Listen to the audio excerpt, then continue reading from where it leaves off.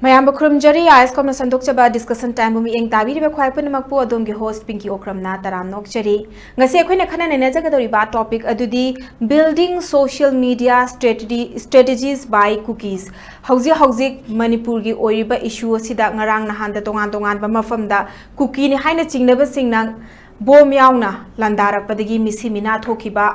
aduga asokapan kaya nangkhibase masigi mathakta chathara'iba lanse hek nongmai kapakiba kaptharakpaga natraga bom je thadarakraba matungda makoina hojik tawriba strategy karino hai matamda makoigi kotu dagi press release thadaro ani makoigi bite nganga thadaro ani aduga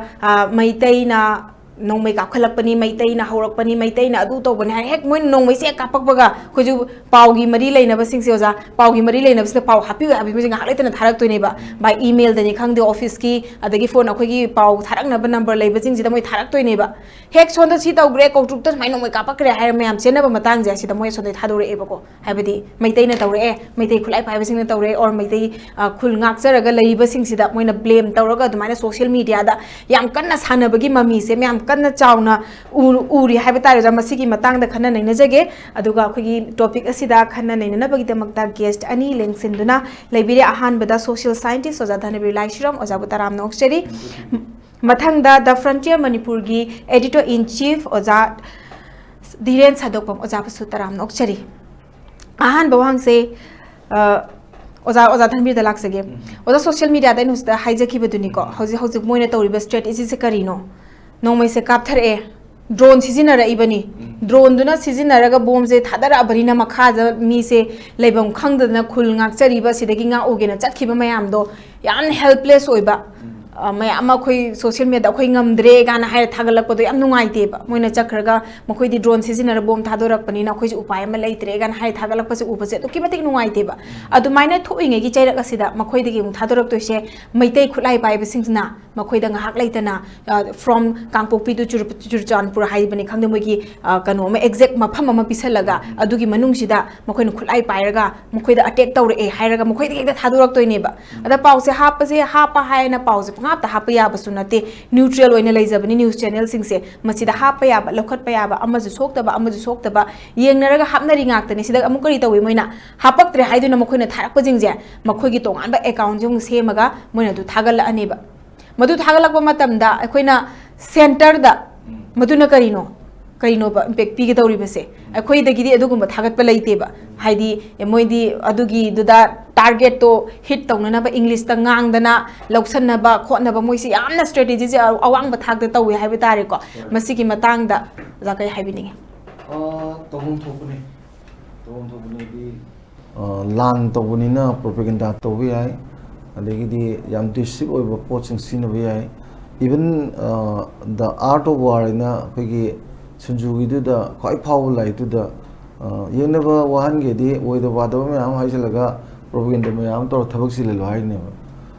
moina khoi ji thabak silel jo khak silel ge no khak silel di history jima pasala distort tore akhoi me am adum thabak chin gre adagidi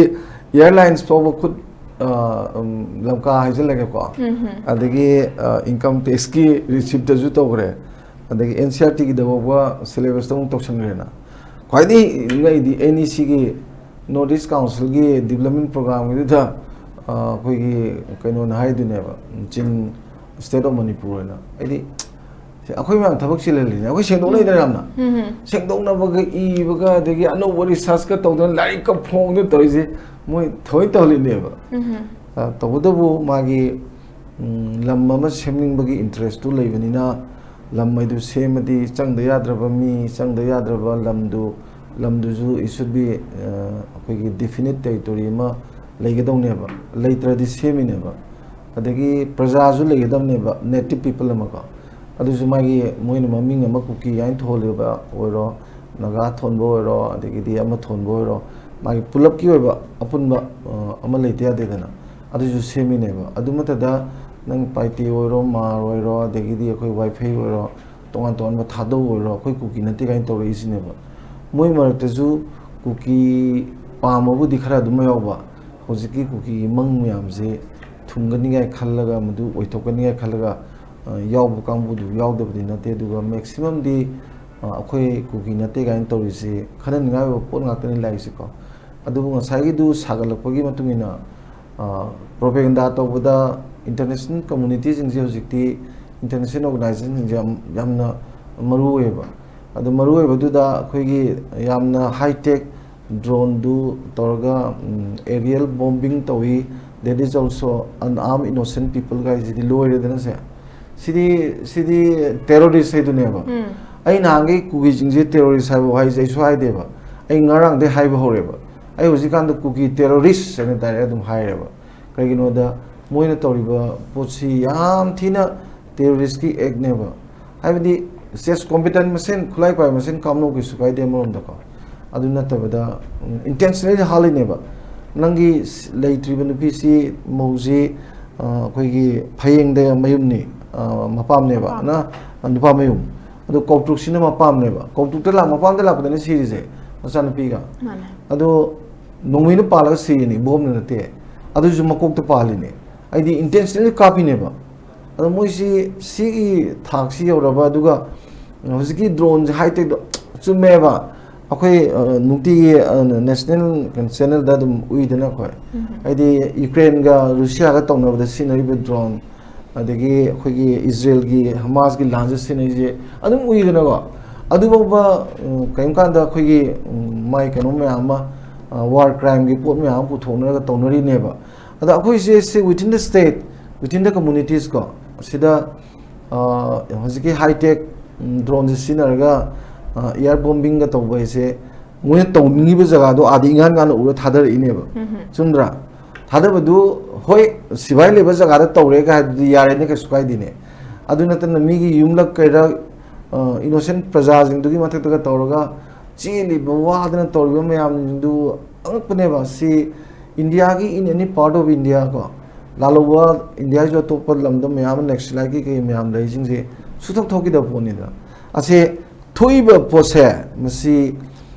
national ꯃꯦꯗꯤꯌꯥꯗ national ꯄꯦꯄꯔꯗ ꯑꯩꯒꯤꯅ ꯄꯥꯕꯗ times of ꯏꯟꯗꯤꯌꯥꯗꯒꯗꯤ ꯑꯟꯑꯥꯏꯗꯦꯟꯇꯤꯐꯥꯏꯠ ꯑꯥꯔꯝꯁ group ꯑꯗꯨꯝ ꯍꯥꯏꯌꯦꯕ ꯀꯨꯀꯤꯅ ꯁꯨꯡꯍꯥꯏ ꯍꯥꯏꯗꯦꯕ ꯑꯗꯣ ꯑꯩꯈꯣꯏꯒꯤ ꯁꯣꯝꯗꯒꯤ report ꯄꯤꯕꯗꯁꯨ ꯒꯣꯔꯃꯦꯟꯅ ꯄꯤꯕꯗ ꯑꯗꯨꯃꯥꯏꯅ ꯇꯧꯔꯝꯒꯅꯦꯕ ꯑꯗꯨꯃꯥꯏꯅ ꯇꯧꯔꯒ ꯍꯥꯏꯕ ꯁꯣꯏ ꯑꯣꯏꯔꯝꯒꯅꯤ ꯈꯜꯂꯦꯕ ꯑꯗꯨꯒ ꯁ꯭ꯇꯦꯠ ꯄꯨꯂꯤꯁ ꯗꯤꯄꯥꯔꯠꯃꯦꯟꯅ ꯀꯥꯏꯅ ꯑꯩꯈꯣꯏꯒꯤ ꯁꯤꯗ ꯄꯥꯎꯗ ꯀꯩꯗ ꯑꯩꯈꯣꯏꯒꯤ ꯂꯣꯀꯦꯜ ꯄꯥꯎꯗꯗꯤ ꯑꯗꯨꯝ ꯀꯨꯀꯤ ꯃꯤꯂꯤꯇꯦꯟꯁꯤꯡꯅ ꯗꯥꯏꯔꯦꯛ ꯍꯥꯏꯗ꯭ꯔꯥ ꯑꯗꯨ ꯃꯄꯥꯟꯒꯤꯗ ꯑꯃꯠꯇ ꯍꯥꯏꯗꯦꯕ ꯅꯦꯁꯅꯦꯜ ꯆꯦꯅꯦꯜ ꯃꯌꯥꯝꯁꯤꯡꯁꯤ ꯅꯦꯁꯅꯦꯜ ꯃꯦꯗꯤꯌꯥ ꯃꯌꯥꯝꯁꯤꯡꯁꯤꯒꯤ ꯏꯟꯇꯔꯦꯁꯁꯤꯁꯨ ꯁꯤꯁꯨ ꯈꯪꯕ ꯑꯃ ꯆꯪꯉꯦꯕ ꯑꯗꯒꯤ ꯗꯦꯜꯂꯤꯒꯤ ꯏꯟꯇꯔꯦꯁꯀ ꯍꯥꯏꯗꯤ ꯁꯦꯟꯇ꯭ꯔꯦꯜ ꯒꯚꯔꯟꯃꯦꯟꯠꯒꯤ ꯏꯟꯇꯔꯦꯁꯀ ꯑꯩꯈꯣꯏ ꯅꯦꯁꯅꯦꯜ ꯄꯦꯄꯔꯁꯤꯡꯒꯁꯨ ꯍꯥꯏꯐꯦꯠ ꯃꯥꯟꯅꯕꯗꯧ ꯇꯧꯋꯦꯕ ꯑꯗ ꯑꯩꯅ ꯁꯨꯝ ꯑꯩꯒꯤ ꯁ꯭ꯄꯦꯀꯨꯂꯦꯁꯟꯗ ꯑꯩꯅ ꯁꯨꯝ ꯈꯜꯂꯦꯕ ꯄꯤꯒꯤꯀꯣ ꯀꯔꯤꯒꯤꯅꯣ ꯃꯣꯏꯅ ꯋꯥꯏ ꯗꯦ ꯑꯥꯔ ꯚꯦꯔꯤ ꯃꯁ ꯏꯟꯗꯤꯐꯔꯦꯟꯁ ꯇꯨꯋꯥꯔds ꯁꯤ ꯑꯩꯈꯣꯏꯒꯤ ꯀ꯭ꯔꯥꯏꯁꯤꯁꯁꯦ ꯁꯤ ꯁꯨꯝ ꯌꯦꯡꯀꯥꯟꯗ ꯃꯣꯏꯅ ꯔꯤꯗꯤꯡ ꯇꯧꯕ ꯑꯃ ꯂꯩꯌꯦꯕ ꯍꯥꯏꯗꯤ ꯍꯣꯜ ꯗꯤꯁ ꯃꯩꯇꯩꯁꯤ anti ꯏꯟꯗꯤꯌꯟꯅꯤ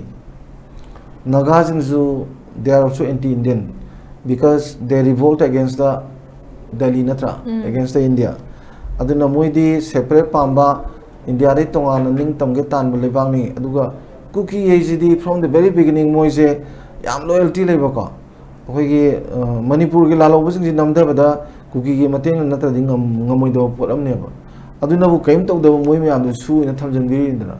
aduga my ground rule du loi thugara tawda kaim bo haidrini adagi ainji ꯍꯧꯕꯗ ꯂꯣꯏꯐꯥꯎꯁꯤ ꯑꯐꯕ ꯑꯝꯇ ꯇꯧꯗꯕ ꯑꯦꯒꯦꯟꯁꯇ ꯂꯣ ꯂꯣꯏ ꯇꯧꯕꯁꯤ ꯉꯁꯤꯐꯥꯎꯗ ꯀꯔꯤꯝ ꯇꯧꯗ꯭ꯔꯤꯕꯅꯤ ꯅꯠꯇ꯭ꯔꯥ ꯍꯣꯏ ꯍꯥꯏꯕꯗꯕꯨꯗꯤ ꯑꯦꯐ ꯑꯥꯏ ꯑꯥꯔꯁꯤ 6,000 ꯍꯥꯏꯀꯣ ꯅꯣꯠ ꯑꯦ ꯁꯤꯡꯒꯜ ꯀꯩꯅꯣꯝꯇ ꯀꯔꯤꯝꯐꯥꯎ ꯇꯧꯗ꯭ꯔꯤ ꯅꯠꯇ꯭ꯔꯥ ꯑꯗꯨꯅ ꯂꯣꯏꯅꯃꯛꯁꯤ ꯏꯟꯇꯔꯅꯦꯁꯅꯦꯜ ꯀꯝꯃꯨꯅꯤꯇꯤꯁꯨ ꯅꯦꯁꯅꯦꯜ ꯂꯦꯚꯦꯜꯗꯁꯨ ꯃꯣꯏꯒꯤ ꯂꯥꯟꯅ ꯎꯗꯅꯕꯒꯤ ꯃꯣꯏ ꯀꯦꯝꯄꯦꯟꯁꯤ ꯌꯥꯝ ꯀꯟꯅ ꯇꯧꯋꯦꯕ ꯄ꯭ꯔꯣꯄꯦꯒꯦꯟꯗꯥꯁꯤꯀꯣ ꯑꯗꯒꯤ ꯑꯔꯥꯟꯕ ꯄꯥꯎ ꯃꯌꯥꯝꯁꯦ ꯑꯗꯨꯅ ꯈ꯭ꯋꯥꯏꯗꯒꯤ ꯅꯨꯡꯉꯥꯏꯔꯗꯤ ꯃꯣꯏꯅ ꯖꯤꯇꯅꯥ ꯇꯧꯔꯁꯨ ꯅꯣꯡꯃ ꯑꯇꯣꯞꯄ ꯃꯤ ꯑꯃꯅ ꯑꯁꯦꯡꯕ ꯋꯥꯔꯤꯗꯨ ꯐꯖꯅ ꯂꯤꯀꯥꯟꯗ ꯃꯣꯏꯒꯤ ꯑꯣꯏꯅ ꯀ꯭ꯔꯦꯗꯤꯕꯤꯂꯤꯇꯤꯗꯨ ꯐꯖꯅ ꯃꯥꯡꯉꯦꯕ ꯃꯣꯏꯅ ꯍꯥꯏꯖꯤꯟꯕ ꯃꯌꯥꯝꯗꯣ ꯍꯥꯏꯖꯤꯟꯕꯁꯤꯗꯤ ꯍꯥꯏꯖꯤꯟꯕꯅꯤꯗꯅꯀꯣ ꯑꯁꯦꯡꯕꯗꯨ ꯎꯠꯂꯀꯥꯟꯗꯗꯤ ꯐꯔꯛ ꯇꯥꯕ ꯄꯣꯠꯅꯦꯕ ꯑꯗꯣ ꯑꯩꯈꯣꯏꯒꯤ ꯂꯣꯀꯦꯜ ꯄꯥꯎꯗ ꯀꯩꯗ ꯉꯔꯥꯡ ꯍꯥꯏꯔꯤꯕ ꯃꯌꯥꯝ ꯑꯗꯒꯤꯗꯤ ꯅꯣꯔꯠ ꯏꯁ ꯄꯥꯎꯗꯗꯤ ꯌꯥꯝ ꯐꯖꯅ ꯌꯥꯎꯋꯦꯕ ꯅꯣꯔꯠ ꯏꯁꯀꯤ ꯏꯪꯂꯤꯁ ꯅ꯭ꯌꯨꯁꯇꯗꯤ ꯌꯥꯝ ꯐꯖꯅ ꯌꯥꯎꯋꯦ ꯑꯦ ꯑꯥꯔꯒꯤꯗꯀꯣ ꯑꯩ ꯂꯣꯏ ꯇꯥꯏꯌꯦꯕ ꯃꯣꯏ ꯗꯥꯏꯔꯦꯛ ꯑꯩꯈꯣꯏꯒꯤ ꯀꯨꯀꯤ ꯃꯤꯂꯤꯇꯦꯟꯁꯤꯡꯅ ꯁꯨꯃꯥꯏꯅ ꯑꯦꯔꯤꯌꯦꯜ ꯕꯣꯝꯕꯤꯡ ꯇꯧꯏ ꯈꯣꯠꯂꯤ ꯑꯩꯅ ꯍꯥꯏ-ꯇꯦꯛ ꯗ꯭ꯔꯣꯟ ꯁꯤꯖꯤꯟꯅꯔꯒꯅ ꯑꯗꯨꯝ ꯇꯧꯋꯦꯕ ꯑꯗꯣ ꯀꯣꯇꯨꯒ ꯍꯥꯏꯁꯤꯗꯤ ꯃꯣꯏꯒꯤ ꯃꯔꯝꯗꯒꯁꯤ ꯈꯟꯅꯕꯕꯨ ꯇꯟꯖꯥꯟꯗ ꯍꯥꯏꯗꯤ ꯄꯤꯡꯀꯤ ꯀꯣꯇꯨ ꯀꯅꯥꯅꯣ ꯀꯣꯇꯨꯁꯤ ꯀꯅꯥꯅꯣꯕ ꯀꯣꯇꯨꯁꯤ ꯀꯥꯡꯄꯣꯛꯄꯤꯗ ꯂꯩꯕꯀꯣ ꯑꯩꯈꯣꯏꯒꯤ ꯀꯥꯡꯄꯣꯛꯄꯤ ꯍꯥꯏꯔꯤꯕ ꯗꯤꯁꯇ꯭ꯔꯤꯛꯁꯤ ꯃꯔꯥꯏꯕꯛ ꯗꯤꯁꯇ꯭ꯔꯤꯛ ꯁꯦꯝꯕ ꯗꯤꯁꯇ꯭ꯔꯤꯛꯁꯤ ꯁꯦꯝꯗ꯭ꯔꯤꯉꯩ ꯃꯃꯥꯡꯗ ꯅꯤꯡꯊꯧꯗ ꯈꯣꯏꯔꯝꯃꯒ ꯗꯤꯁꯇ꯭ꯔꯤꯛ ꯁꯦꯝꯅꯩꯅ ꯉꯜꯂꯤꯉꯩꯗꯩ ꯈꯨꯜꯂꯥꯛꯄ ꯃꯌꯥꯝ ꯂꯥꯛꯑ ꯅꯤꯡꯊꯧ ꯈꯣꯏꯔꯝꯕꯁꯦ ꯑꯩꯈꯣꯏꯗꯤ ꯚꯥꯔꯤ ꯎꯍꯧꯔꯕꯅꯦꯕ ꯑꯆꯨꯝꯕꯅꯦ ꯍꯥꯏꯁꯦ ꯑꯗꯨꯒ ꯔꯤꯖꯥꯕꯁꯨ ꯑꯣꯏꯔꯝꯄꯣꯟꯇꯦꯗꯅ ꯑꯣꯏꯄꯣꯟꯇꯦꯗꯅ ꯑꯗꯣ ꯃꯣꯏ ꯁꯤꯒ ꯑꯗꯒꯤꯗꯤ ꯑꯥꯏꯇꯦꯜꯒ ꯑꯃꯨꯛ ꯃꯥꯟꯅꯗꯦꯕ ꯍꯥꯏꯗꯤ ꯃꯣꯏ ꯀꯥꯡꯄꯣꯛꯄꯤ ꯈꯛꯇꯒꯤ ꯇꯧꯕꯗꯧ ꯇꯧꯔꯦꯅꯀꯣ ꯀꯩꯒꯤꯅꯣꯗ ꯃꯣꯏꯁꯨ ꯑꯃꯨꯛ ꯈꯜꯂꯤꯕ ꯍꯌꯦꯡ ꯑꯦꯅꯤ ꯀꯩꯅꯣꯝ ꯄꯤꯔꯀꯥꯟꯗ ꯃꯥꯒꯤ ꯖꯣꯒ꯭ꯔꯥꯐꯤꯀꯦꯜ ꯐꯦꯛꯇꯔꯁꯤꯅ ꯂꯥꯞꯅ ꯂꯩꯅꯔꯕꯅꯤꯅ ꯏꯁ ꯄꯥꯀꯤꯁꯇꯥꯟ ꯋꯦꯁ ꯄꯥꯀꯤꯁꯇꯥꯟ ꯍꯥꯏꯅ ꯕꯪꯒ꯭ꯂꯥꯗꯦꯁꯀ ꯅꯍꯥꯟꯋꯥꯏ ꯄꯥꯀꯤꯁꯇꯥꯟꯒ ꯂꯩꯔꯝꯕꯗꯨ ꯁꯦꯝ ꯄꯥꯀꯤꯁꯇꯥꯟ ꯑꯝꯇ ꯑꯣꯏꯔꯝꯃꯤꯅꯤꯅ because of the geographical factor ꯃꯣꯏ ꯑꯗꯨꯝ ꯇꯣꯉꯥꯟꯈꯤꯗꯅꯀꯣ ꯑꯗꯨꯃꯥꯏꯅ ꯍꯌꯦꯡ ꯑꯣꯏꯔꯣꯏꯗꯕ ꯄꯣꯠ ꯉꯥꯛꯇꯅꯦꯕ ꯇꯧꯔꯤ ꯃꯌꯥꯝꯁꯦ ꯑꯗꯨꯒꯨꯝꯕꯗꯨ ꯌꯦꯡꯉꯨꯔꯒ ꯃꯣꯏꯒꯤꯁꯨ ꯃꯣꯏꯒꯤ ꯏꯟꯇꯔꯦꯁꯇ ꯑꯗꯨꯃꯥꯏꯅ ꯁꯦꯝꯕ ꯑꯣꯏꯔꯝꯒꯅꯤ ꯑꯗꯨꯒ ꯃꯣꯏ ꯁꯤꯟꯅꯕꯁꯨ ꯑꯣꯏꯔꯝꯒꯅꯤ ꯑꯩꯈꯣꯏꯅ ꯁꯨꯃꯥꯏꯅ ꯇꯧꯔꯗꯤ ꯅꯣꯏꯅ ꯁꯨꯃꯥꯏꯅ ꯇꯧ ꯀꯥꯏꯅ ꯍꯥꯏꯅꯕꯀꯣ ꯑꯗꯣ ꯑꯩꯁꯨ ꯃꯗꯨ ꯁꯣꯁꯤꯌꯦꯜ ꯃꯦꯗꯤꯌꯥꯗ ꯎꯏꯌꯦꯕꯀꯣ ꯑꯗ ꯃꯣꯏꯅ ꯍꯧꯗ꯭ꯔꯅ ꯑꯦꯇꯦꯛ ꯇꯧꯗꯅ ꯂꯩꯔꯒ ꯑꯩꯈꯣꯏ ꯃꯩꯇꯩꯅ ꯔꯤꯇꯥꯂꯥꯏꯠ ꯇꯧꯕ ꯗꯤꯐꯦꯟ ꯇꯧꯗꯅ ꯂꯩꯁꯤꯗ ꯃꯣꯏꯅ ꯃꯣꯏ ꯚꯔꯖꯟꯁꯤ ꯑꯩꯈꯣꯏ ꯃꯩꯇꯩꯅ ꯑꯦꯇꯦꯛ ꯇꯧꯕꯒꯤ ꯃꯑꯣꯡꯅꯦꯕ ꯃꯁꯤꯡ ꯌꯥꯝꯕ ꯃꯦꯖꯣꯔꯤꯇꯤ ꯃꯩꯇꯩꯅ ꯑꯗꯨ ꯇ꯭ꯔꯥꯏꯕꯦꯜ ꯃꯥꯏꯅꯣꯔꯤꯇꯤꯁꯤꯡꯁꯦ ꯌꯥꯝ ꯊꯤꯅ ꯇꯧꯕꯤꯔꯦ ꯀꯥꯏꯅ ꯑꯗꯨꯒ ꯃꯣꯏꯅ ꯈꯪꯒꯗꯕꯁꯦ ꯃꯣꯏꯅ ꯉꯁꯤꯐꯥꯎꯗ ꯑꯦꯇꯦꯛ ꯇꯧꯔꯤꯁꯤꯡꯁꯦ ꯁꯦꯗꯨꯜ ꯀꯥꯁꯇ ꯉꯥꯛꯇꯅꯦꯕ ꯑꯆꯨꯝꯕꯅꯦ ꯍꯥꯏꯁꯦ ꯁꯦꯗꯨꯜ ꯀꯥꯁꯇ ꯉꯥꯛꯇꯅꯦ ꯃꯣꯏ ꯃꯁꯤꯒꯁꯦ ꯑꯩꯈꯣꯏꯅ ꯃꯄꯥꯟꯗ ꯃꯤꯉꯣꯟꯗꯒ ꯇꯝꯕꯗ ꯂꯣꯏ ꯉꯛꯑꯦꯕ ꯉꯁꯤꯐꯥꯎꯗ ꯃꯣꯏ ꯑꯦꯇꯦꯛ ꯇꯧꯔꯤꯁꯤ ꯐꯌꯦꯡꯗ ꯑꯣꯏꯒꯦꯔꯥ ꯑꯟꯗ꯭ꯔꯣꯗ ꯑꯣꯏꯒꯦꯔꯥ ꯑꯗꯒꯤ ꯅꯪꯒꯤ ꯀꯩꯅꯣꯗ ꯑꯣꯏꯒꯦꯔꯥ ꯍꯧꯖꯤꯛꯀꯤ ꯀꯧꯇꯨꯛꯇ ꯑꯣꯏꯒꯦꯔꯥ ꯁꯤ ꯂꯣꯏꯅꯃꯛꯁꯤ ꯁꯦꯗꯨꯜ ꯀꯥꯁ ꯉꯥꯛꯇꯅꯤꯗꯅ ꯑꯗꯨꯅ ꯁꯤꯒꯤꯁꯤ ꯊꯑꯣꯏꯅ ꯃꯣꯏꯅ ꯑꯔꯥꯟꯕ ꯃꯌꯥꯝꯗꯨ ꯀꯨꯞꯁꯟꯅꯕ ꯍꯣꯠꯅꯕꯒꯤꯁꯤꯗꯤ ꯐ꯭ꯔꯣꯝ ꯗ ꯚꯦꯔꯤ ꯕꯤꯒꯤꯅꯤꯡ ꯃꯣꯏ ꯉꯁꯤꯐꯥꯎꯗ ꯂꯦꯞꯇꯅ ꯇꯧꯋꯦꯕ ꯂꯦꯞꯇꯅ ꯇꯧꯏ ꯑꯗꯨꯅ ꯑꯍꯥꯟꯕꯗꯗꯤ ꯉꯜꯂꯤꯉꯩꯗꯗꯤ ꯍꯣꯜ ꯗꯤꯁ ꯑꯩꯈꯣই ꯏꯟꯗꯤꯌꯥꯒꯤ ꯅꯦꯁꯅꯦꯜ ꯃꯦꯗꯤꯌꯥꯁꯤꯗ ꯑꯩꯈꯣꯏ ꯀꯨꯀꯤꯅ ꯂꯣꯏꯅ ꯆꯨꯝꯕ ꯑꯩꯈꯣꯏꯅ ꯂꯣꯏ ꯂꯥꯟꯕꯒꯤ ꯃꯑꯣꯡꯗꯣ ꯎꯗ꯭ꯔꯗꯣ ꯀꯣꯟꯅꯪꯗꯗꯤ ꯌꯥꯝ ꯊꯤ ꯍꯜꯂꯛꯇ꯭ꯔꯗꯣ ꯍꯜꯂꯛꯑꯦ ꯑꯗꯨ ꯀꯩꯅꯣ ꯁꯦꯡꯗꯣꯛꯄ ꯌꯥꯎꯅꯔꯒꯅꯦꯕ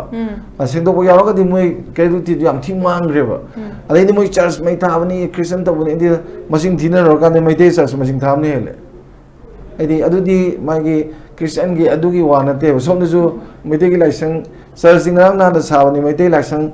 ꯅꯤꯡꯁꯤꯡꯕ ꯊꯣꯛꯇ꯭ꯔꯤꯉꯩ ꯃꯇꯝꯗꯒꯤ ꯂꯩꯔꯕ ꯂꯥꯏꯁꯪ ꯃꯌꯥꯝ ꯇꯧꯔꯤꯁꯤꯗꯤ ꯑꯩꯈꯣꯏꯒꯤ ꯈꯟꯅꯗꯦꯗꯅ ꯑꯗꯨ ꯃꯌꯥꯝꯗꯣ ꯂꯣꯏ ꯄꯨꯊꯣꯛꯅꯔꯀꯥꯟꯗꯗꯤ ꯃꯣꯏꯁꯨ ꯃꯣꯏ ꯀ꯭ꯔꯦꯗꯤꯕꯤꯂꯤꯇꯤꯗꯨ ꯊꯤ ꯃꯥꯡꯉꯦꯕ ꯍꯥꯏꯗꯤ ꯅꯪꯒꯤ ꯑꯩꯈꯣꯏ ꯃꯣꯔꯦꯒꯤ ꯀꯣꯅꯣꯛ ꯀꯩꯅꯣꯗꯣ ꯂꯥꯏꯐꯝꯗꯣ ꯀꯣꯟꯊꯣꯛ ꯂꯥꯏꯔꯦꯝꯕꯤ ꯑꯣꯏꯔꯣ ꯑꯗꯩ ꯁꯣꯝꯗ ꯀꯩꯅꯣꯗ ꯆꯨꯔꯆꯥꯟꯄꯨꯔ ꯃꯅꯨꯡꯗꯁꯨ ꯂꯥꯏ ꯍꯔꯥꯎꯐꯝꯗꯨ ꯂꯥꯏ ꯍꯔꯥꯎ ꯐꯪꯖꯄꯣꯟꯇꯦꯕ ꯃꯣꯏꯗꯩ ꯄꯔꯃꯤꯁꯟ ꯂꯧꯔ ꯍꯔꯥꯎꯕ ꯌꯥꯎꯏ ꯍꯔꯥꯎꯗꯕ ꯌꯥꯎꯏ ꯑꯗꯩꯗꯤ ꯂꯥꯏ ꯈꯨꯔꯨꯝꯃꯟꯕꯁꯨ ꯌꯥꯎꯏ ꯈꯨꯔꯨꯝꯃꯟꯗꯕꯁꯨ ꯌꯥꯎꯏ ꯃꯣꯏ ꯃꯈꯨꯠꯇ ꯂꯣꯏ ꯂꯩꯔꯦ ꯑꯗꯨ ꯐ꯭ꯔꯣꯝꯗ ꯍꯥꯏꯁꯦ ꯆꯍꯤ ꯑꯃꯅꯤꯒꯤ ꯋꯥ ꯅꯠꯇꯦꯀꯣ ꯀꯨꯏꯔꯕ ꯃꯇꯝꯗꯩꯅꯦꯕ ꯑꯗꯣ ꯁꯤ ꯃꯌꯥꯝ ꯋꯥꯔꯤꯁꯤꯡꯁꯤ ꯂꯣꯏ ꯂꯤꯔꯀꯥꯟꯗꯗꯤ ꯃꯣꯏ ꯈꯗ꯭ꯔꯛ ꯃꯌꯥꯝꯗꯣ ꯂꯣꯏ ꯈꯪꯉꯤꯗꯅꯀꯣ ꯑꯗꯨꯅ ꯑꯗꯨꯃꯥꯏꯅ ꯈꯪꯉꯀꯥꯟꯗꯗꯤ ꯃꯣꯏꯒꯤꯅ ꯍꯦꯟꯅ ꯃꯥꯡꯅꯤꯡꯉꯥꯏ ꯑꯣꯏꯗꯅ ꯍꯧꯖꯤꯛꯁꯨ ꯃꯣꯏ ꯁꯤ ꯇꯧꯖꯔꯤꯁꯦ ꯃꯣꯏꯅꯗꯤ ꯁꯤꯒꯤꯁꯦ ꯃꯣꯏꯅ ꯏꯪꯂꯤꯁꯇꯒ ꯏꯊꯣꯛꯇꯅ ꯈꯣꯠꯇꯅ ꯇꯧꯕꯗꯨ ꯑꯩꯈꯣꯏꯁꯨ ꯂꯣꯀꯦꯜ ꯃꯦꯗꯤꯌꯥꯗꯁꯨ ꯍꯥꯞꯇ꯭ꯔꯦ ꯑꯗꯒꯤꯗꯤ ꯅꯦꯁꯅꯦꯜ ꯃꯦꯗꯤꯌꯥꯅ ꯀꯩꯅ ꯑꯗꯨ ꯎꯔꯒ ꯑꯗꯨ ꯇꯧꯅꯕꯅꯦꯅ ꯈꯟꯕꯩ ꯋꯥꯅꯤ ꯑꯣꯏꯗꯤ ꯑꯣꯏꯔꯔꯣꯏꯗꯅ ꯑꯣꯏꯔꯔꯣꯏꯕ ꯑꯗꯨꯒ ꯄꯥꯏ ꯍꯥꯏꯕ ꯋꯥꯅꯤ ꯑꯩꯈꯣꯏꯒꯤ ꯁꯤꯗ ꯂꯩꯔꯤꯕ ꯑꯥꯏ ꯕꯤꯒꯤ ꯑꯣꯏꯔꯣ ꯑꯃꯒꯤ ꯑꯣꯏꯔꯣ ꯔꯤꯄꯣꯔꯠꯇꯤ ꯄꯤꯗꯕꯗꯤ ꯂꯩꯔꯝꯃꯣꯏꯗꯅꯀꯣ ꯑꯗꯨ ꯔꯤꯄꯣꯔꯠ ꯄꯤꯕ ꯍꯥꯏꯁꯦ ꯍꯣꯝꯗ ꯌꯧꯗꯣꯏꯅꯤ ꯑꯗꯨꯒ ꯔꯤꯌꯦꯂꯤꯇꯤꯗꯤ ꯂꯣꯏ ꯈꯪꯗꯣꯏꯅꯤ ꯇꯧꯕꯇꯕꯨ ꯏꯟꯗꯤꯌꯥꯅ ꯃꯥꯒꯤ ꯍꯣꯝ ꯑꯣꯏꯒꯦꯔꯥ ꯑꯗꯒꯤꯗꯤ ꯄꯦꯔꯥꯃꯤꯂꯤꯇꯔꯤꯒꯤ ꯃꯔꯛꯇꯒꯤ ꯑꯣꯏꯒꯦꯔꯥ ꯃꯣꯏꯒꯤ ꯃꯤꯆꯪ ꯆꯪꯕ ꯌꯥꯕ ꯆꯪꯉꯒ ꯂꯩꯕꯅꯤꯅ ꯃꯣꯏꯁꯨ ꯈꯔꯗꯤ ꯅꯋꯥꯡꯉꯦꯗꯅ ꯑꯗꯨꯒ ꯁꯤꯖꯤꯟꯅꯔꯤꯕ ꯄꯣꯠꯁꯤꯁꯨ ꯀꯔꯤꯝ ꯅꯠꯇꯦꯕ ꯄꯤ ꯗꯤ ꯑꯦꯐꯅ ꯑꯥꯗ ꯃ꯭ꯌꯥꯟꯃꯥꯔꯗ ꯑꯩꯈꯣꯏꯒꯤ ꯃ꯭ꯌꯥꯟꯃꯥꯔꯒꯤ ꯃꯤꯂꯤꯇꯔꯤꯁꯤꯡꯗ ꯁꯤꯖꯤꯟꯅꯕ ꯍꯧꯖꯤꯛꯀꯤ ꯗ꯭ꯔꯣꯟꯗꯨꯅꯦꯕ ꯗ꯭ꯔꯣꯟ ꯑꯗꯨꯒꯨꯝꯕꯒꯤ ꯃꯑꯣꯡꯅꯦꯕ ꯇꯧꯔꯤꯁꯦ ꯑꯗꯨꯅ ꯑꯥꯗꯒꯤ ꯇꯝꯃꯤꯅꯤ ꯈꯪꯗꯦ ꯑꯥꯗꯒꯤ ꯄꯨꯁꯜꯂꯒ ꯇꯧꯔꯤꯅꯤ ꯈꯪꯗꯦ ꯑꯗꯒꯤꯗꯤ ꯂꯣꯡꯒ꯭ꯔꯤ ꯁꯦꯠꯄ ꯍꯥꯟꯅꯗꯤ ꯌꯥꯎꯕꯗꯣ ꯍꯧꯖꯤꯛꯄꯨꯗꯤ ꯁꯦꯠꯂꯝꯃꯔꯣꯏ ꯈꯣꯡꯒ꯭ꯔꯥꯎ ꯁꯦꯠꯂꯝꯃꯅꯤꯀꯣ ꯃꯣꯏꯅ ꯇꯧꯔꯤꯅꯤ ꯈꯪꯗꯦ ꯑꯗ ꯁꯤꯒꯨꯝꯕ ꯁꯥꯊꯤꯕ ꯃꯣꯏ ꯑꯁꯣꯝꯗꯒꯤ ꯇꯧꯕꯒꯤ ꯃꯑꯣꯡ ꯌꯥꯝ ꯃꯥꯜꯂꯤꯁꯤꯅ ꯑꯩꯅꯀꯣ ꯗ꯭ꯔꯣꯟ ꯒꯥꯏꯁꯤ ꯊꯥꯗꯔꯒ ꯃꯥꯒꯤ ꯀꯩ ꯍꯥꯏꯗꯤ ꯑꯩꯈꯣꯏꯒꯤ ꯑꯦꯔꯤꯌꯜ ꯕꯣꯝꯕꯤꯡꯒ ꯇꯧꯕꯁꯤ ꯏꯅꯣꯁꯦꯟ ꯄꯤꯄꯜꯗ ꯃꯁꯤ ꯍꯦꯛꯇ ꯌꯥꯗꯦ ꯒꯥꯏꯁꯤ ꯑꯩꯈꯣꯏꯒꯤ ꯀꯣꯟꯇꯦꯛꯁꯤ ꯈꯪꯗꯅ ꯇꯧꯕ ꯑꯗꯨꯝ ꯃꯥꯜꯂꯦꯕ ꯑꯥꯗꯗꯤ ꯆꯠꯅꯩꯗꯅ ꯑꯥꯗꯗꯤ ꯃꯤꯂꯤꯇꯔꯤ ꯖꯨꯟꯇꯥ ꯃꯅꯨꯡꯗ ꯂꯩꯕ ꯃꯤꯂꯤꯇꯔꯤꯒꯤ ꯑꯦꯗꯃꯤꯅꯤꯁꯇ꯭ꯔꯦꯁꯟ ꯃꯅꯨꯡꯗ ꯂꯩꯕꯗꯗꯤ ꯂꯣ ꯑꯗꯨ ꯑꯗꯥ ꯈꯪꯄꯣꯟꯇꯦꯕ ꯃꯥ ꯊꯣꯛꯄ ꯄꯗꯧ ꯇꯧꯅꯕꯅꯦꯕ ꯗꯦꯃꯣꯀ꯭ꯔꯦꯇꯤꯛ ꯀꯜꯆꯔ ꯀꯥꯏꯗꯣ ꯀꯩꯁꯨ ꯈꯪꯄꯣꯟꯇꯦꯕ ꯑꯗꯨꯒꯤ ꯃꯃꯤꯁꯨ ꯌꯥꯝ ꯇꯥꯏꯌꯦꯕ ꯃꯣꯏ ꯈꯤꯇꯪ ꯈꯟꯊꯔꯝꯃꯗꯤ ꯁꯤꯗꯤ ꯇꯧꯐꯝ ꯊꯣꯛꯇꯕꯅꯤ ꯒꯥꯏꯗꯨ ꯂꯩꯐꯝ ꯊꯣꯛꯏꯗꯅ ꯑꯗꯨ ꯂꯩꯇ꯭ꯔꯤꯁꯦ ꯑꯩꯅ ꯈꯟꯕꯗ ꯑꯁꯣꯝꯒꯤ ꯄꯣꯠ ꯌꯥꯝ ꯌꯥꯎꯋꯦꯅ ꯈꯜꯂꯦꯕ ꯑꯁꯣꯝꯒꯤ ꯄꯣꯠꯇꯨ ꯀꯃꯥꯏꯅ ꯄꯨꯁꯜꯂꯛꯏꯅꯣꯕ ꯄꯨꯁꯜꯍꯜꯂꯤꯁꯤ ꯀꯩꯒꯤꯅꯣꯕ ꯑꯣꯖꯥꯁꯤꯒ ꯃꯔꯤ ꯂꯩꯅꯅꯕ ꯑꯣꯖꯥꯗꯤ ꯑꯗꯨꯝ ꯂꯥꯛꯆꯒꯦ ꯑꯣꯖꯥꯅꯁꯨ ꯑꯣꯖꯥ ꯙꯟꯕꯤꯔꯁꯨ ꯍꯥꯏꯕꯤꯈ꯭ꯔꯦ ꯁꯤꯖꯤꯟꯅꯔꯤꯕ ꯃꯣꯏꯒꯤ ꯑꯦꯔꯤꯌꯜ ꯗ꯭ꯔꯣꯟ ꯁꯤꯖꯤꯟꯅꯔꯒ ꯕꯣꯝ ꯊꯥꯗꯕꯅꯤ ꯈꯪꯗꯦ whatever is happening se akhoi mapan dagi khud se yaw bane na hai base am clear oira bane ba mapan gi Meena मपाना अखोगी Manipur दा खुद थारा अब हाइबसे मणिपुर से इंडिया की पार्ट अमने बा अदुना हाइबदी इंडिया दा अटैक तौरकपनी बा मसी फावबदा स्टेट की लेंगाक सेंटर की लेंगाक सिना करिगिनो हाइबो वाहंग सिनेबा करिगिनो सुगुमम थोगा खुदकता करिगी थबक पाइखते करिगी दमकता मफम मदुदा अवाबा तारिबा मयाम अदगी लेखिद्रबा होजिगी अखोगी इचे अम लेखिदबदा मखोगी इमु मनुंग लेकाई कैरो लेकाई मयाम जिना हंगलगी बजे सेंटर से कना यिंगा लेबनो सेंटर से तौरीब थबक से करीनो अदुगा अखोई स्टेट लेंगाक से तौरीब थबक से करीनो हाइबदुनेबा मदुना मरम ओइरगा मयामना हंगनिंगिसे मीना मपान की लम की मीना खुद थारागा इंडिया दा खुद थारागा करीगी दमक्तनो मणिपुर से इंडिया की पार्ट अम ओइरगा इंडिया दा खुद थारागा करीगी दमक्ता नरेंद्र मोदी ना प्राइम मिनिस्टर नरेंद्र मोदी जिना अतोप लम चलगा अतोप इशू येंग लेरगा मणिपुर तो हुजिक थोइबा थौदोक्सिदा मसी येंग दिसे करीगिनो हाइबस अचौबा वाहंग अमनेबा हुजिक हाइसिने मफम खुदिंग दा नोंमै कापकपदा बोम थादरकदा सीरीजिंग जे करीदा ताइ लास्ट दि स्टेट लेंगा की ताबनिना चीफ मिनिस्टर की मयुमदा थिलुजेने एकता मयाम खोइ साउनरगा हाइबा सेंटर से कईदौरीगे सिनेबा खंगनिंगिसे अदोइबा तारगदी सिदगी हेना करी चावबा अखोइना खंगुदबा अखोइना उसल्लुदबा मखोइ करम प्लान लेरम याय हाइबसिने मयाम चिंगनरिसे मसिगी मतंग दो जाकर हाइबिने पिंकी क्वेश्चन दु गदन कनो तविको याम हाइदि याम लाइव जो मानबा अदगी लुजु लुबा अदुना खरा कनो खरा खाइदोरके को हाइदि one is new Delhi what is new Delhi actually करी नो न्यू दिल्ली ना थांगदोंगिजे हाइबम लेबा ग्लोबल स्टेज ते मोइन थांगदोंगिजे कइनो हाइबा मा अदगी इंटरनल क्राइसिस से नापकी नेशनल सिक्योरिटी है लेबिजिना करीनो मोइना इंडिया की कनो स्टेटस से कइनो हाइबा मको अद अखोइ मणिपुर गिजे एक्चुअली कमाई तो करम फेज लेगे द अखोइ आइदि दम होबदी हाइजे जियोपॉलिटिकल कनोमा यामथिना फैक्टर अमा यामथिनी याव अखोइ तौरिसे को it's not just about Zalengam तानबा नत्रगै जोलैंड अमा unified Zoland comprising Chin state partly Sagaing Manipur की साउदर्न मणिपुर मिजोराम पुल सेमबगी पॉलिटिकल विजन हैनामा फ्लोट तोरमबदो सी अदु फ्लोट तोरमबदो is not simply out of the kano dunate it had global hands ma'am yawi aduna even india ki think tanks dum thain hai lai ni aidi america bo kano ngarang na hanbudi america din na china da kan taina yawi ko but the model of kano the pdf had the american hand ne ko but what is surprising to me is why social media ki handle the kan karamba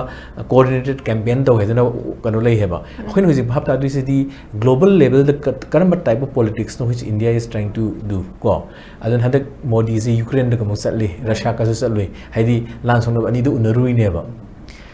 अदु कदे miniature कनो the येंगसेबा हाइदी माना Putin जु उनरिनी अदगी Zelensky जु उनरुइनी हाइदी शांति परकदुइने ना global की कनो उहलिनेबा को प्रोजेक्शन से so sai social media amneba aduk india gi media gi kano su ase waja dana bizu am sing na hare media is part and parcel of the so called state now is become not only part and parcel of the indian state but also indian deep state neba kano india gi media particular media adon ne waja dana bi ga hai ba sai na kano mo khoi sigi reality du phana hai de kano gyan ta de da china da blame to sani america da blame to sani moi su kano to bogi leidina ko whereas at the diplomatic level, global diplomatic level, the kind of peace kind of ne Modi se Russia ki presence unaruni Ukraine ki presence unaruni ani do khana dana ba kai haizelui neba in last 1.5 year that now let's come back to Manipur kuise sahi ani sur karo amni ko sahi ani makhai hela bani ko akhoi da hoji phoga kano phagada hera khoi hanagi war history gi type ta mayam na ki ba digi nungrang na ba digi hade uncomfortable feeling lai bidana maram mom oigre ad hana suna ba zu khra ha ba horok di kar heli phagada hera ga hositi drone gi warfare center bhaise is one stage ahead never so this tactically koi sigi local the cinema one stage ahead say is always aligned to the political objectives never political objectives have the kanano particularly koi na chin kuki zo community has a koi side kuki zo kan ha giwani chin kuki zo community se the in that kanone haidi political cartography haidi political mapping du gi ta koi na chin na sona burma da haidi myanmar da lai adigi kano atai sing na mizoram ga manipur da lai kana haiwa ne ko bangladesh ki chittagong hill track ki area parts of bangladesh dum yauri ni ko sigdegi something they wanted to carve out is political vision when a float or in neba sigi oibwani but in local kanada di hoigi local in a sense Manipur ki context di ke dong have da hoina suspension of operation na kuki la hobo mayam ga sign dong gi bize sigi heck beginning of adu matam da let's take that as a part of point of departure hoina sam bhab tanaba nai na ba da ko autonomous territorial council tan neba integrity of Manipur se intact lai with moi object to the territorial integrity of Manipur against so even the ten high never go that was part of the understanding never hujiti ke doge da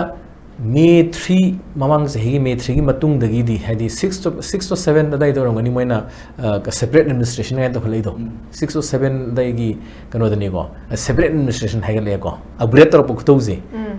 hadi bigger kano da sum moi gi pandung pham hai di destiny do lakno phona ba ko adu hujiti mu kai hara union territory with legislature ko a union territory with legislature sigi upgradation at the political and ideological level is also kahatare equal moi toribo warfare lalong jibo ba si sina moi political objectives to gi lalong haidi aduga ideological lalong do neba sigi sizu social media dum chalai dum nate natraga even academics azu dan bin zaido distortion of history haise akhona distort we have nate moi di completely is a kanoneba kahatare moi ignorance is a deliberate feigning ignorance hai do khangna khangdaba sabwari neba asem khangdaba wari na teba ngarang ha so koigi kuki leadership kara kanguna so media dang hai bu khobada le ko Manipur gi 2000 history to 200 khata oramuni kai se moi khangi me neba ko khangna sigi distortion ka tor is so one is the actual political magi ma ka hetare akoigi political aspiration hebam lere political aspiration se koi di trakano moi di transnational political aspiration neba second is even in the territory of Manipur le mazu inga haido hum thongna autonomous territorial council talam badagi separate administration hagalakpa separate union territory hagalakpa se within Manipur gi context the neba ko madugi pandam da hono hota you need to utilize ideological warfare than media warfare se in a different form. All this political objectives ne tactically militarily fight on riba haidi haktheng na akoi asok pan nauna na thengnai je sis na tactical and military kano ne campaign ne ko amaduna ngasagi political kano campaign haitare ko aduga yam thina invisible oibadi manba but most visible oibadi ngasagi coordinated campaigning je particularly using social media and not only social media even national media bo kholai ne ba ko national media social media but national media ga di wazatani bisu hyper ngasai pan media gi kaino da koina saida marona ma loni adana marona ma olkani even if geopolitics so koina uba geopolitics na te ba moina uri geopolitics koi ga suman mana de ba yam khane moidi because of the fear of dragon haidi China do ki bagi India na ki ba haiji ke doina the defeat ma mai thi ba ma phango bagi ko adugi kano do nangi bini na ain khamada adugi sei theng do dum kaw dum ni na ko memory da defeat tu gi memory do leibini na fear do dum leiba khoi mi na kano ma kana phuram ba ngang je pinga do kana phuram da ngang do ne chaw hela ju hanu razu anga kano je adu ki bine ba hanu ra kan da han je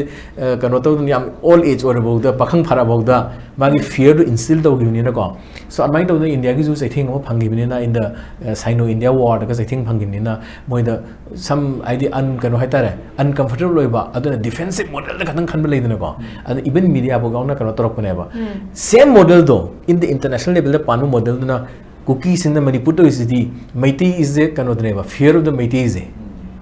Meitei no sabu haige so hairo wari bo ko fear of Meitei is moi da dum leita badi natti haba kano that at one point of time was hoi Meitei ga kusun na san mi na ba certain phase in history dum yorong goni haidi at the level of ning thau na le na ko moi se kanamba campaign da kari season ba kaina haibagi kano khara zum phases khara zum len bi ai ko but at the end of the day moi su khangi Meitei strength se kai no haiba do but at the same time we were not engaged into ngasagi political game gi kano competitive oiba political objectives ki competitiveness to ki kano do akoina su yam mun yeng selu da ko adagi militarily su akoina yam na formidable enemy na team at the end of the day kano da the idea of Manipur sab the moi yawri ne haba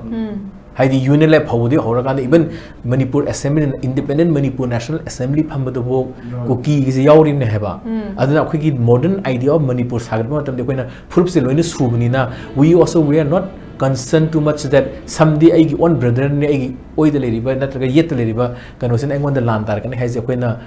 some unprepared oruba gi port khale heba ko adu si man thupsil la kan moi de moi de global campaign local campaign makan gi campaigns to re heba adna these are all very well coordinated kanone campaign say campaign can be also translated into propaganda ka hai je adna yamna coordinated propaganda ni kaino da khoni yengu matam di moi de locally hor kan global level boda adunabu moina UN daga summit toramba memorandum da firing ring loi iram mi haise kanoni ko but there is always contradiction moina tawuma coordinating campaigns coordinated oiba campaign nataga coordinated oiba moigi ngasagi ideological propaganda oiba yai military propaganda oiramba yai even through the outlet of through the platform of social media and also mainstream media ko traditional media ma'am leri ko toramba je contradiction di dum chawni aweba kaino da hujik drone gi haida khoi da khuding na drone gi pot ne do khang le ra ba pot ne ba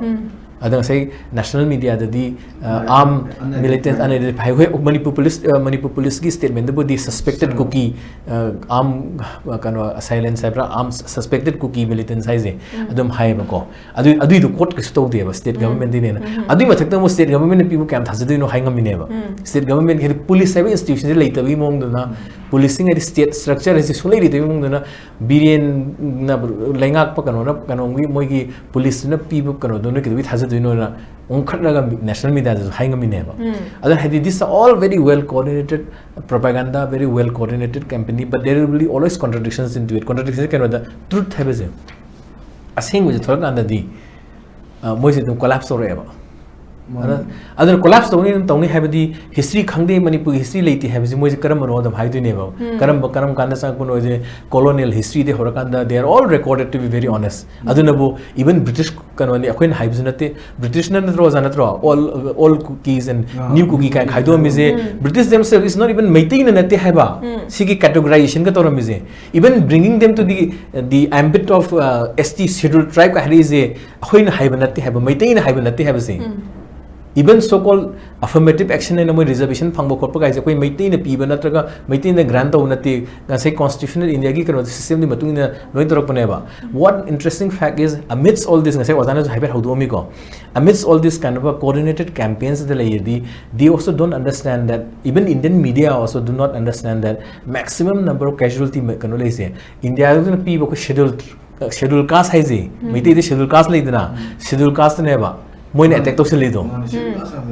Ko Aduna di somewhere down the line when you go deeper into each of these Mugi campaigns, there are contradictory mayam say for the time being they may gain some mileage out of what is happening, which is the mileage crap hangdana, my the canabo crap hangamiaba, cano pinking as I hope with Harido. Yamaquina canoma tauronimona, adunia dan and han hazily, for instance, cooking pinihan, Toledo moina condemned to the Mate is trying to ambush Ladinaco, cookie zoo, cano ethnic community between Imphal and Kangpupi road ka hai Imphal Kangpupi nate Kangpupi Lamka road something they use certain which geographically could do some strange Karambe area do no kind of Kangdabla Aduna Aina have the see all say political objectives to give Madu Pangaba Honabada bigger political objective Pangamada the Kari rise only the Kale Aduzu contradictions of the Lapunina global stages of Yaroi Yaraktabadam Pelo Kaniko Aduga even at the national level the zoo can or Kaneba. But what above all what is most surprising the silence to never Modi when Haido. Modi ki silence the Mangi Haiwani Manangi to the still can be considered silence never. Manangangi had to di. It's not even Kanonati Heba. At least Putin, Russia does a Putin the Kolore, Zelensky's code book Mineva. Mana Kanos Lebak, Manipur have a Lebak, Kanmangam, the Husipo, the Sahimi, Kanmangam, Draganda, Asundakanda, Russia, Ukraine, the Sapoto, my land, Lepulu didn't have never. Sidel Agat or law. Erase Kano, erase Hidi Bharatki, erase Angatani, cookies who can also Mitisu can lay cookies who call Mitisu Kolo Bakanana, Mitin Modi in the cookie call over them, Kanana Kari object to Novoribova. Ade Kanozu Manasu Mitisu Koloba. Some form of intervention though. Not only a human touch to Katanata Vida, not like a spectacle idea when mid aim where Ubi Abadugi can Katanata Vida, some form of intervention to was 800ism high. Silent ladies there. Moizu Moy silence is a canoneba, knowing had deliberate silence never maintained. moi khang da te ozana so hai do moi intelligence input se almost every day in sat ni ko karino thui je kaino da khoi sida leba thui ba kano da manipur gi da le ba irang mayam ji gi almost every day in day out the intel input hai je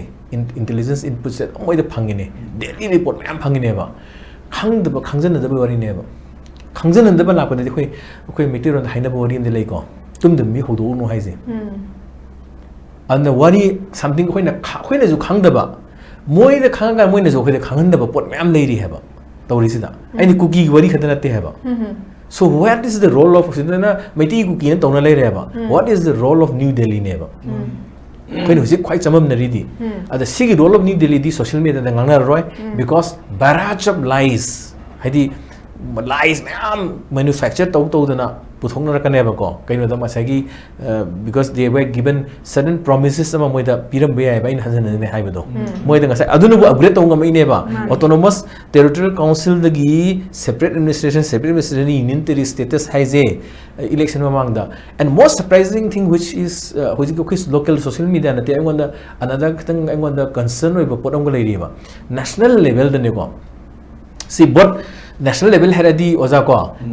left, right, and center hai ba traditional understanding am laiba media da jani ko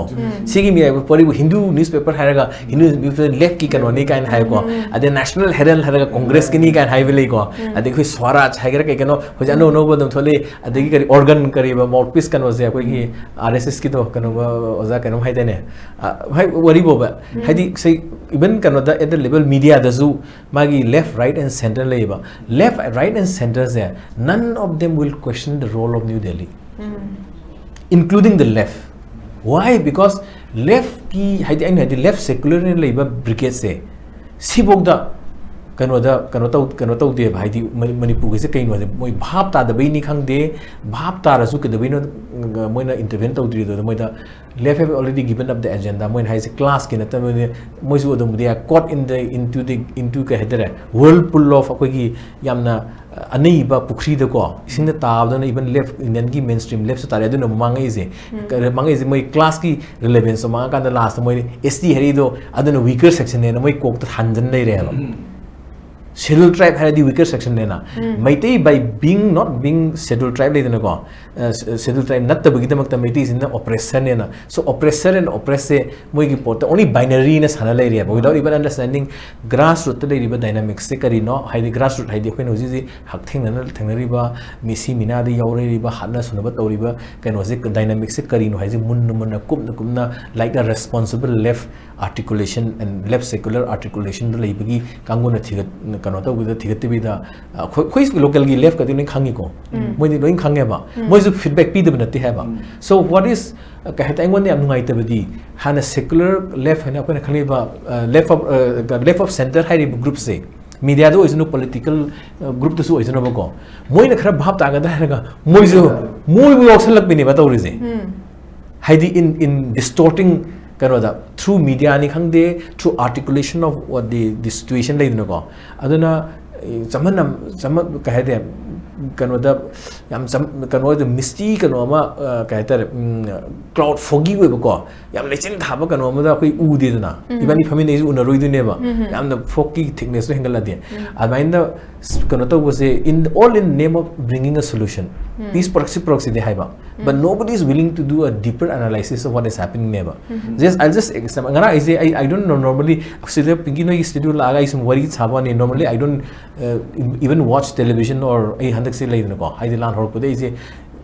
hoi mobile khar ka yeng mo yawi ko but ai tv yeng de mobile da pau thara ko ai handak yeng de kai no da sometimes kano haibagi fatigue haibagi problem lai ba hai human being psychology ko work pani na hanning ta do kadu hanning te badi kari paw no ga hanning te bagi ada ko editor ni haiwan amu editor su warak pani na mi ko ne ko sounding da han na paw pa da biya ba ai na quite interesting way di ngarang han some discussion na mai kanu to ba ko ada da on the kanu national media da any news ra kanu ne ko hoi gi athau bu khraisam ga hangsing ha bra ba kanu ga moi haina former bureaucrat da kanu ama mani exchange so kanu yaw ba ko yaw ga sida adagi atopa moi gi gari ba KUKIS students organization gi nupa am zawri ko see can you imagine the kind of a distortion ji kai hairake ba distortion ji kai no haibada kokomina war against kano haibaneba chin kuki narco terrorist haibaneba they are very precise when hard first declare to hedo war against cookies jo haibanate haba there is also always narco terrorist haibaneba right in the day one dagi moina harakpa matam da declare to matam da ko haidi kano na ko komina war declare to receive cookies jo gi against haibanate but cookies jo ko haidi chin cookies jo narco terrorist ki against ni haibaze clear oibaneba but even adugi platform da rock leidana ko haidi kano defend to using ngamgi kogi kano na ko poribo ko komi athoma defend to using ngamgi ko but insistence to repeatedly nang lies nung ngang duneba you are declaring war against the cookie ta haidu neba hanjan adu this sort of program ne kai this to we nang wahi ani lothokibdo narco terrorist wahi ani lothokibdo this sort of neba line Manipur kingdom leiram deba hagalaka duneba adi Manipur chronicles it must be some preponderous thought kanoni kaina ko mi mena sagat pane hoi historiography to bo joi lady ko historiography ko to bo gamna khoina royal chronicle ne lady hoi chara ko ba ba ultimate absolute truth ne have not haba si je dum subject to scrutiny hai na even kono khoina lady kanor kan pa ba da methodology to dana kadai monor si de low yari se lokhot pa yari se kaina lady ne ba academic adunu academic discipline nai ne discipline means you need certain parameters to measure what I am speaking ai ngang is kari no haibado chumbra lanbra haibaje madu kano ke magi kano hana lei ko si process of verification kind ko ab kai makhan lei methodology de ko mai to dana ai ngang is chumbra kam la leno chumino lei no ko adugi kam correct oi no kam incorrect oi no whether it is verifiable or not kind magi check and balance ki pot mayam lei academic sera blind pangi ibori nati haiba ko aduna adu mayam du kaimta adugi exercise whole exercise lo na give up to kan da Manipur gi kano state exist toram de haigumba national assembly ram de hairu dine whereas member di kari member ka kaso de koki gi members yawi wari bo naga ka yawi ni ko haidi Manipur kana koi gi independent Manipur kano gi phase particularly 47 in 49 je adi even I haidi even koi haron in horok pa even right to self determination aina vertical conflict haise vertical conflict haidi kano ga koi gi Manipur gi lal hobuga New Delhi ga fight on vertical conflict ka hoiba ado New Delhi gi huji engage to resi di han bagi geopolitical game da holdring ai da kedo ke da koi horizontal da leiba haidi fruit mo ga han halaga ngasegi vertical conflict se collapse hon ge to bone ba internet contradiction create tor kan da ngasegi vertical haidi New Delhi ga akoi ga lan theng ne madu collapse hon ge to hona bada backfire to one eba ado backfire to bagi se karam matam da tor ke da global situation je yamna perilous yamna dangerous oibo global physics se kan hana bipolar amdagi multipolar unipolar or unipolar dagi multipolar or ko hujina mo bipolar bagi phase ta salu bagi koi awa ba nang wa ne ba aduna all kinds of politics so sidin yorkani global politics orkani ade koi local politics orkani but having said this be it nang social media ki campaign or you social media ki propaganda or you whatever like na ko to the lies the if you are basing on your all this propaganda or campaigns kano asing nataba aran da based or adine madus dum collapse or kani just like kano da haidi counterproductive or kani moida ko aduna sigi post I think they should be really careful haidi not to slam just out just because you are nang zai enemy ni harakanda kano to buduni da kano to buzi haidi the way how I disparage you ko kasi rule of war guys war gi rules lei ni haiba aduna adumbo if you are setting high standard of establishing a kind of a self governing oiba right to self determination report na matal en khalo tanba di haibi wari na teba natra khoi di dialogue to ji haiwa ni adu mai pot nam tala po matam di there is also something called academic discipline lei de maine even ainga haiduna ideological level ki discipline do ni ideology education jori ni ainga haido subject amat kano to ko even political the even war gi art of war so natraga khoi lan thengna ri ba lan thengna ba su karam system to din raib do lan de nupi angang son ba kai se de moi gi kano the faulty oi ri hai ne ba moi gi art of war moi na art ne khanjai do art natre hai ne ba is barbarism ne harpa ne ba si ki matang sida oza thanbir dum lak sege oza dire na se am pajana habi re ko habadi makhoina hanjan na aran ba amabu जो अचुंबने ना ताकना ना बहुत ना बता हंजन high बता रहा गति to certain extent तारी बबिंदु ने सु है ना तारी बवादो ꯆꯨꯁꯟꯒꯤ ꯗꯣꯏꯅꯦꯕ ꯁꯤ ꯑꯣꯏꯔꯝꯕ ꯌꯥꯏ ꯕꯠ ꯑꯩꯈꯣꯏꯒꯤꯅ ꯑꯃꯨꯛ ꯀꯔꯤ ꯍꯣꯠꯅꯗꯣꯏꯅꯣ ꯑꯁꯦꯡꯕꯗꯨ ꯂꯥꯛꯑꯀꯥꯟꯗꯗꯤ ꯑꯗꯨꯝ ꯀꯣꯟꯇ꯭ꯔꯥꯗꯤꯛ ꯇꯧꯔꯛꯇꯣꯏꯅꯦꯕ ꯑꯗꯨꯕꯨ ꯑꯣꯖꯥ ꯑꯩꯈꯣꯏꯒꯤ ꯍꯧꯖꯤꯛ ꯉꯁꯤ ꯉꯔꯥꯡ ꯅꯨꯃꯤꯠ ꯈꯔꯅꯤꯁꯤꯗ ꯁꯦꯞꯇꯦꯝꯕꯔꯒꯤ ꯇꯥꯡ 2ꯁꯦ ꯊꯧꯗꯣꯛꯁꯦ ꯊꯣꯛꯄ ꯍꯧꯔꯛꯄ ꯃꯇꯝꯁꯦ ꯅꯤꯡꯁꯤꯡꯕ ꯇꯥꯔꯒꯗꯤ ꯃꯁꯤꯒꯤ ꯅꯨꯃꯤꯠꯁꯤꯗ ꯅꯣꯡ ꯅꯤꯅꯤꯒꯤ ꯃꯔꯛꯁꯤꯗ ꯑꯩꯈꯣꯏꯒꯤ ꯑꯔꯥꯝꯕꯥꯏ ꯇꯦꯡꯒꯣꯜ ꯌꯥꯎꯔꯤꯕ ꯑꯩꯈꯣꯏꯒꯤ ꯏꯆꯤꯜ ꯏꯅꯥꯎꯁꯤꯡꯁꯦ ꯃꯈꯣꯏꯒꯤ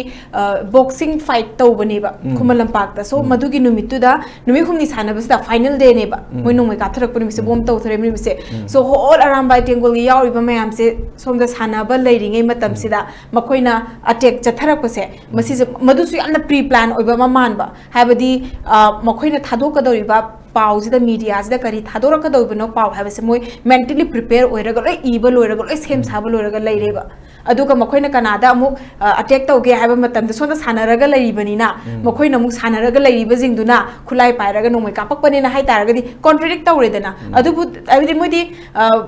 ꯁ꯭ꯇꯦꯞ ꯈꯨꯗꯤꯡꯃꯛꯇ ꯄ꯭ꯔꯤꯄꯦꯌꯔ ꯇꯧꯔꯦ ꯀꯅꯥꯅ ꯀꯔꯤ ꯇꯧꯔꯦ ꯍꯥꯏꯔꯒ ꯌꯦꯡꯁꯤꯜꯂꯒ ꯂꯩꯔꯤꯕꯁꯦ ꯃꯁꯤꯁꯦ ꯏꯐꯣꯡ ꯐꯣꯡꯅ ꯎꯅꯔꯕꯅꯦꯕ ꯏꯐꯣꯡ ꯐꯣꯡꯅ ꯎꯅꯔꯒ ꯊꯕꯛ ꯄꯥꯏꯈꯠꯀꯗꯕ ꯃꯌꯥꯝꯁꯤꯅ ꯑꯃꯨꯛ ꯀꯗꯧꯋꯤ ꯅꯍꯥꯟꯉꯩ ꯀꯔꯤ ꯇꯧꯔꯒ ꯂꯩ ꯍꯧꯖꯤꯛ ꯌꯥꯝꯅ ꯀꯣꯟꯐꯤꯗꯦꯟꯁꯤꯌꯦꯜ ꯑꯣꯏꯕ ꯑꯣꯔꯗꯔ ꯑꯃꯗ DGPꯅ ꯑꯩꯈꯣꯏꯒꯤ ꯃꯅꯤꯄꯨꯔ ꯄꯨꯂꯤꯁꯀꯤ ꯍꯥꯏ ꯂꯦꯚꯦꯜ ꯀꯃꯤꯇꯤ ꯑꯃ ꯁꯦꯝꯈ꯭ꯔꯦꯕ ꯍꯧꯖꯤꯛ ꯀꯔꯤꯒꯤꯅꯣ ꯍꯧꯖꯤꯛ ꯈꯛꯇꯪ ꯁꯦꯝꯃꯛꯏꯁꯦ ꯏꯠꯁ ꯕꯤꯟ 1.5 years ꯑꯁꯨꯛ ꯁꯥꯡꯕꯁꯤꯗ ꯑꯗꯨꯒꯨꯝꯕ ꯀꯃꯤꯇꯤ ꯑꯃ ꯁꯦꯝꯃꯒ ꯂꯧꯈꯠꯀꯗꯕ ꯊꯕꯛꯁꯤꯡꯁꯦ ꯊꯣꯛꯇ꯭ꯔꯤꯉꯩꯗ ꯂꯧꯈꯠꯄꯗꯤ ꯌꯥꯗꯕꯖꯥꯔꯥ ꯏꯆꯥꯁꯦ ꯑꯩꯈꯣꯏꯅ ꯃꯤꯅꯤꯠ 5 ꯊꯥꯗꯣꯛꯑꯒ ꯊꯝꯕ ꯃꯇꯝꯗ ꯀꯔꯤ ꯇꯧꯔꯝꯒꯅꯤ ꯍꯥꯏꯔꯒ ꯋꯥꯕ ꯃꯃꯥꯒ ꯃꯆꯥꯒꯁꯦ ꯃꯄꯥꯝꯗ ꯆꯥꯛ ꯆꯥꯕ ꯂꯥꯛꯆꯕꯗꯣ ꯃꯌꯥꯝ ꯎꯅꯕ ꯂꯥꯛꯆꯕꯗꯣ ꯃꯆꯥꯗꯣ ꯀꯥꯏꯅꯔ ꯆꯠꯈꯤꯕ ꯃꯃꯥꯗꯣ ꯁꯤꯕꯕꯨꯛꯇ ꯇꯜꯂꯝꯒꯅꯦꯕ ꯑꯩꯈꯣꯏꯁꯦ ꯑꯗꯨꯒꯨꯝꯕ ꯁꯤꯆꯨꯋꯦꯁꯟ ꯑꯃꯗ ꯀꯟꯐꯥꯏꯟ ꯇꯧꯔꯒ ꯂꯩꯔꯒ ꯁ꯭ꯇꯦꯠꯀꯤ ꯁꯤꯗꯒꯤ ꯂꯧꯈꯠꯀꯗꯕ ꯊꯕꯛ ꯃꯌꯥꯝꯁꯤꯅ ꯃꯣꯏꯅ ꯍꯥꯏ ꯂꯦꯚꯦꯜ ꯀꯃꯤꯇꯤ ꯁꯦꯝꯃꯦ ꯍꯥꯏꯔ ꯍꯧꯖꯤꯛ ꯍꯔꯥꯎꯗ꯭ꯔꯦꯕ ꯃꯌꯥꯝꯅ ꯀꯔꯤ ꯀꯃꯤꯇꯤꯅꯣ ꯀꯔꯤꯅꯣ ꯃꯣꯏ ꯇꯧꯗꯣꯏꯁꯦ ꯍꯥꯏꯕ ꯑꯃ ꯁꯤꯒꯤ ꯃꯇꯥꯡꯗ ꯀꯔꯤ ꯍꯥꯏꯕꯤꯅꯤꯡꯉꯤ ꯑꯩꯈꯣꯏ ꯉꯜꯂꯤꯉꯩꯗꯒꯤ ꯂꯥꯟꯁꯤ ꯏꯟꯗꯤꯌꯥꯅ ꯇꯧꯕꯅꯤ ꯑꯗꯨꯝ ꯍꯥꯏꯗꯅ ꯁꯦꯟꯇꯔꯅ ꯇꯧꯕꯅꯤꯅ ꯂꯥꯟꯁꯤꯗꯤ ꯑꯗꯨꯗꯅꯤ ꯄ꯭ꯔꯣꯛꯁꯤ ꯋꯥꯔ ꯍꯥꯏꯁꯦ ꯑꯩ ꯄ꯭ꯔꯣꯛꯁꯤ ꯋꯥꯔꯁꯦ ꯃꯦꯒꯤ ꯇꯥꯡ 10 ꯑꯗꯨꯋꯥꯏꯗꯩ ꯍꯥꯏꯕ ꯍꯧꯔꯦꯕ ꯄ꯭ꯔꯣꯛꯁꯤ ꯋꯥꯔꯅꯦꯁꯦ ꯄ꯭ꯔꯣꯛꯁꯤ ꯋꯥꯔ ꯍꯥꯏꯔꯗꯤ ꯑꯩꯈꯣꯏꯅ ꯇꯣꯏꯅ ꯍꯥꯏꯕꯗ ꯇꯜꯂꯦ ꯄꯦꯇ꯭ꯔꯣꯜ ꯑꯅ ꯑꯃ ꯂꯩ ꯍꯥꯏꯗꯣ ꯃꯥꯒꯤ ꯑꯋꯥꯠ ꯑꯄꯥ ꯀꯔꯤ ꯂꯣꯏ ꯌꯦꯡꯗꯣꯏꯅꯤ ꯄꯤꯗꯣꯏꯅꯤ ꯑꯁꯨꯛ ꯌꯥꯝꯕ ꯀꯥꯞꯄꯤꯕ ꯈꯨꯠꯂꯥꯏ ꯕꯣꯝ ꯃꯔꯨ ꯑꯃ ꯀꯨꯀꯤꯒꯤ ꯑꯋꯥꯠꯄ ꯑꯝꯇ ꯂꯩꯇ꯭ꯔꯤꯁꯦ ꯂꯧꯐꯝ ꯂꯩꯇꯣꯏꯅꯤꯗꯅ ꯆꯨꯝꯗ꯭ꯔꯥ ꯂꯧꯐꯝ ꯂꯩꯕ ꯍꯥꯏꯁꯦ ꯌꯥꯝ ꯅꯛꯅ ꯂꯩꯇꯣꯏꯅꯦꯕ ꯂꯥꯞꯄꯗꯤ ꯈꯔꯁꯨ ꯋꯥꯅꯦꯕꯀꯣ ꯑꯩꯈꯣꯏꯅ ꯁꯣꯝꯗ ꯂꯩꯅꯗꯅ ꯈꯣꯠꯅꯗꯅ ꯐꯅꯀꯅ ꯍꯣꯠꯅꯩ ꯑꯗꯨꯐꯥꯎꯗ ꯐꯔꯛ ꯇꯥꯏꯅꯦꯕ ꯑꯗꯨꯅ ꯄ꯭ꯔꯣꯛꯁꯤ ꯋꯥꯔꯅꯦ ꯍꯥꯏꯔꯗꯤ ꯑꯗꯨꯝ ꯁꯤꯖꯤꯟꯅꯔꯝꯕꯕꯨꯗꯤ ꯑꯍꯥꯟꯕꯗ ꯑꯩꯈꯣꯏꯒꯤ ꯑꯦꯟꯇꯤ ꯀꯩꯅꯣ ꯑꯣꯏꯅ ꯁꯤꯖꯤꯟꯅꯕꯅꯤ ꯃꯥꯒꯤ ꯑꯩꯈꯣꯏꯒꯤ ꯂꯥꯜꯍꯧꯕꯒꯤ ꯃꯥꯌꯣꯛꯇ ꯁꯤꯖꯤꯟꯅꯕꯅꯤꯗꯅ ꯑꯗꯣ ꯃꯣꯏꯅꯕꯨꯗꯤ ꯏꯟꯇꯔꯅꯦꯜ ꯁꯦꯀꯨꯔꯤꯇꯤꯒꯤ ꯄꯣꯠꯅꯦꯅ ꯍꯥꯏꯕꯗꯨ ꯍꯣꯏ ꯅꯦꯁꯟ ꯑꯃꯒꯤ ꯃꯥꯏ ꯄꯣꯂꯤꯁꯤꯗ ꯇꯧꯐꯝꯗꯤ ꯊꯣꯛꯏꯀꯣ ꯑꯗꯨꯕꯨ ꯃꯥꯒꯤ ꯐꯅꯌꯥꯝ ꯇꯧꯔꯁꯨ ꯅꯦꯁꯅꯦꯜ ꯏꯟꯇꯔꯦꯁꯀ ꯁ꯭ꯇꯦꯠ ꯏꯟꯇꯔꯦꯁꯀꯗꯨ ꯌꯦꯡꯀꯥꯟꯗ ꯅꯦꯁꯅꯦꯜ ꯏꯟꯇꯔꯦꯁꯇꯨꯅ ꯁ꯭ꯇꯦꯠ ꯏꯟꯇꯔꯦꯁꯇꯨ ꯂꯣꯏꯅꯃꯛ ꯅꯝꯃꯒ ꯆꯠꯄꯗꯤ ꯁ꯭ꯇꯦꯠꯇꯨꯒꯤ ꯑꯦꯛꯖꯤꯁꯇꯦꯟꯁꯁꯨ ꯀꯣꯏꯁꯟ ꯂꯩꯇ꯭ꯔꯥ ꯑꯗꯨꯁꯨ ꯈꯟꯐꯝ ꯊꯣꯛꯄꯅꯤ ꯑꯅꯤꯃꯛ ꯐꯅꯕ ꯌꯦꯡꯕꯗꯨꯗꯤ ꯃꯥꯒꯤ ꯂꯩꯕꯥꯛ ꯉꯥꯛꯄꯒꯤ ꯋꯤꯁꯗꯝꯗꯨ ꯁꯤꯖꯤꯟꯅꯩꯅ ꯑꯩꯈꯣꯏꯅ ꯂꯧꯅꯦꯕ ꯑꯗ ꯁꯤ ꯂꯩꯕꯅꯤꯅ ꯍꯧꯖꯤꯛ ꯀꯃꯤꯇꯤ ꯁꯦꯝꯕ ꯍꯥꯏꯁꯤ ꯑꯩꯈꯣꯏꯅ ꯃꯤꯌꯥꯝꯅ ꯀꯩꯁꯨ ꯊꯥꯖꯗꯦꯕ ꯀꯩꯅꯣꯗ ꯈꯪꯉꯦꯕ ꯑꯗꯨꯝ ꯁꯦ ꯃꯤꯌꯥꯝꯅ ꯁꯥꯎꯗꯅꯕ ꯃꯣꯏꯗ ꯅꯨꯡ ꯊꯥꯗꯅꯕ ꯑꯗꯩ ꯃꯣꯏꯒꯤ ꯑꯣꯐꯤꯁ ꯃꯃꯥꯡꯗ ꯃꯤꯌꯥꯝꯅ ꯊꯣꯝꯖꯤꯜꯂꯛꯇꯅꯕ ꯑꯩꯅ ꯄꯉꯥꯡ ꯉꯥꯡꯕꯗꯨꯅ ꯑꯃꯅꯤꯗꯅ ꯑꯗꯨꯒꯤ ꯉꯥꯡꯖꯕꯒꯤꯗꯨꯅ ꯑꯗꯨꯝ ꯉꯥꯡꯊꯣꯔꯛꯄꯒ ꯂꯣꯏ ꯈꯪ ꯉꯥꯛꯇꯅꯦꯕ ꯀꯩꯗꯧꯅꯤ ꯕꯣꯝ ꯅꯨꯡ ꯇꯥꯗꯅ ꯃꯤ ꯃꯌꯥꯝ ꯁꯤꯔꯒ ꯀꯃꯤꯇꯤ ꯁꯦꯝꯗꯅ ꯑꯗꯩꯗꯤ ꯇꯧꯒꯦꯗꯤ ꯑꯦꯝꯕꯨꯂꯦꯟꯁ ꯅꯝꯕꯔ ꯌꯥꯎꯕ ꯑꯃ ꯇꯣꯡꯉ ꯆꯠꯂꯤꯗꯨ ꯑꯗꯨꯝ ꯈꯪ ꯌꯥꯔꯦ ꯀꯅꯥꯅꯣ ꯈꯪꯉꯦ ꯀꯩꯅꯣ ꯀꯔꯝꯕ ꯗꯤꯄꯥꯔꯠꯃꯦꯟꯅꯣ ꯀꯩꯅꯣ ꯄꯤꯔꯤꯅꯣ ꯅꯍꯥꯟ ꯑꯗꯨꯝ ꯇꯧ ꯌꯥꯔꯦ ꯀꯩꯅꯣ ꯉꯔꯥꯡ ꯑꯗꯨꯝ ꯐꯥꯂꯣ ꯌꯥꯔꯅꯤ ꯌꯥꯕꯗꯤ ꯑꯗꯨ ꯃꯌꯥꯝꯅ ꯄꯥꯝꯕꯁꯤꯒꯤ ꯂꯥꯡꯕꯗꯨ ꯎꯕꯗ ꯇꯧꯕꯅꯦꯕ ꯑꯗꯨꯅ ꯁꯣꯝꯗ ꯁꯦꯟꯇꯔꯒꯤꯗꯤ ꯄꯤꯡꯀꯤ ꯇꯧꯒꯦꯅ ꯇꯧꯕꯁꯤ ꯈꯪꯗꯅꯕ ꯍꯣꯠꯅꯖꯕꯅꯤ ꯑꯗꯣ ꯀꯨꯏꯔꯛꯄꯁꯤꯗ ꯈꯔ ꯈꯪꯉꯛꯄꯅꯤ ꯑꯈꯪꯕ ꯃꯤꯁꯤꯡꯅ ꯉꯜꯂꯤꯉꯩꯗꯩ ꯄꯨꯈꯪ ꯈꯪꯉꯒ ꯍꯥꯏꯕꯅꯤꯀோ ꯍꯧꯖꯤꯛꯁꯨ ꯃꯣꯏ ꯈꯪꯗꯅꯕ ꯌꯥꯝ ꯀꯟꯅ ꯍꯣꯠꯅꯔꯤ ꯑꯗꯨꯒ ꯈꯪꯗꯤ ꯁꯣꯏ ꯈꯪꯉꯅꯤ ꯉꯁꯥꯏ ꯑꯩꯈꯣই ꯙꯤꯔꯦꯟꯅ ꯍꯥꯏꯕꯗꯁꯨ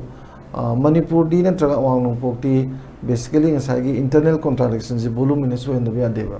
ꯍꯥꯏꯗꯤ ꯀꯥꯡꯂꯨꯞ ꯃꯅꯨꯡꯒꯤ ꯑꯣꯏꯕ ꯄꯣꯠꯁꯤ ꯑꯃꯒ ꯅꯨꯡꯁꯤꯅꯍꯟꯗꯅꯕ ꯀꯟꯅ ꯍꯣꯠꯅꯍꯟꯕ ꯌꯥꯗꯦꯕ ꯃꯔꯝꯗꯤ ꯀꯩꯅꯣꯗ ꯑꯩꯈꯣꯏꯅ ꯁꯦꯟꯇꯔꯒꯤ ꯂꯩꯉꯥꯛꯁꯤ ꯑꯣꯄ꯭ꯔꯦꯁꯔꯅꯦꯅ ꯑꯋꯣꯠꯄ ꯀꯥꯡꯕꯨꯅꯤ ꯑꯗꯨꯒ ꯑꯩꯈꯣꯏ ꯃꯌꯥꯝꯁꯤꯅ ꯑꯣꯠꯄꯤꯔꯕꯅꯤꯅ ꯄꯨꯜꯂꯒ ꯂꯩꯔꯝꯕꯗꯨ ꯑꯣꯠꯄꯤꯔꯕ ꯃꯌꯥꯝꯗꯨ ꯊꯨꯒꯥꯏꯕꯁꯤ ꯃꯁꯥꯅ ꯇꯥꯝꯃꯤꯗꯅꯀꯣ ꯑꯗꯨ ꯊꯨꯒꯥꯏꯒꯗꯤ ꯀꯩꯗꯧꯅꯤ ꯑꯃꯒ ꯈꯟꯅꯍꯟꯕꯗꯨꯅꯤꯅ ꯈꯟꯅꯍꯟꯕꯗꯨꯗ ꯈꯔ ꯄꯪꯕ ꯍꯥꯏꯇꯥꯔꯦ khara yam hena kupthana khandaba masagi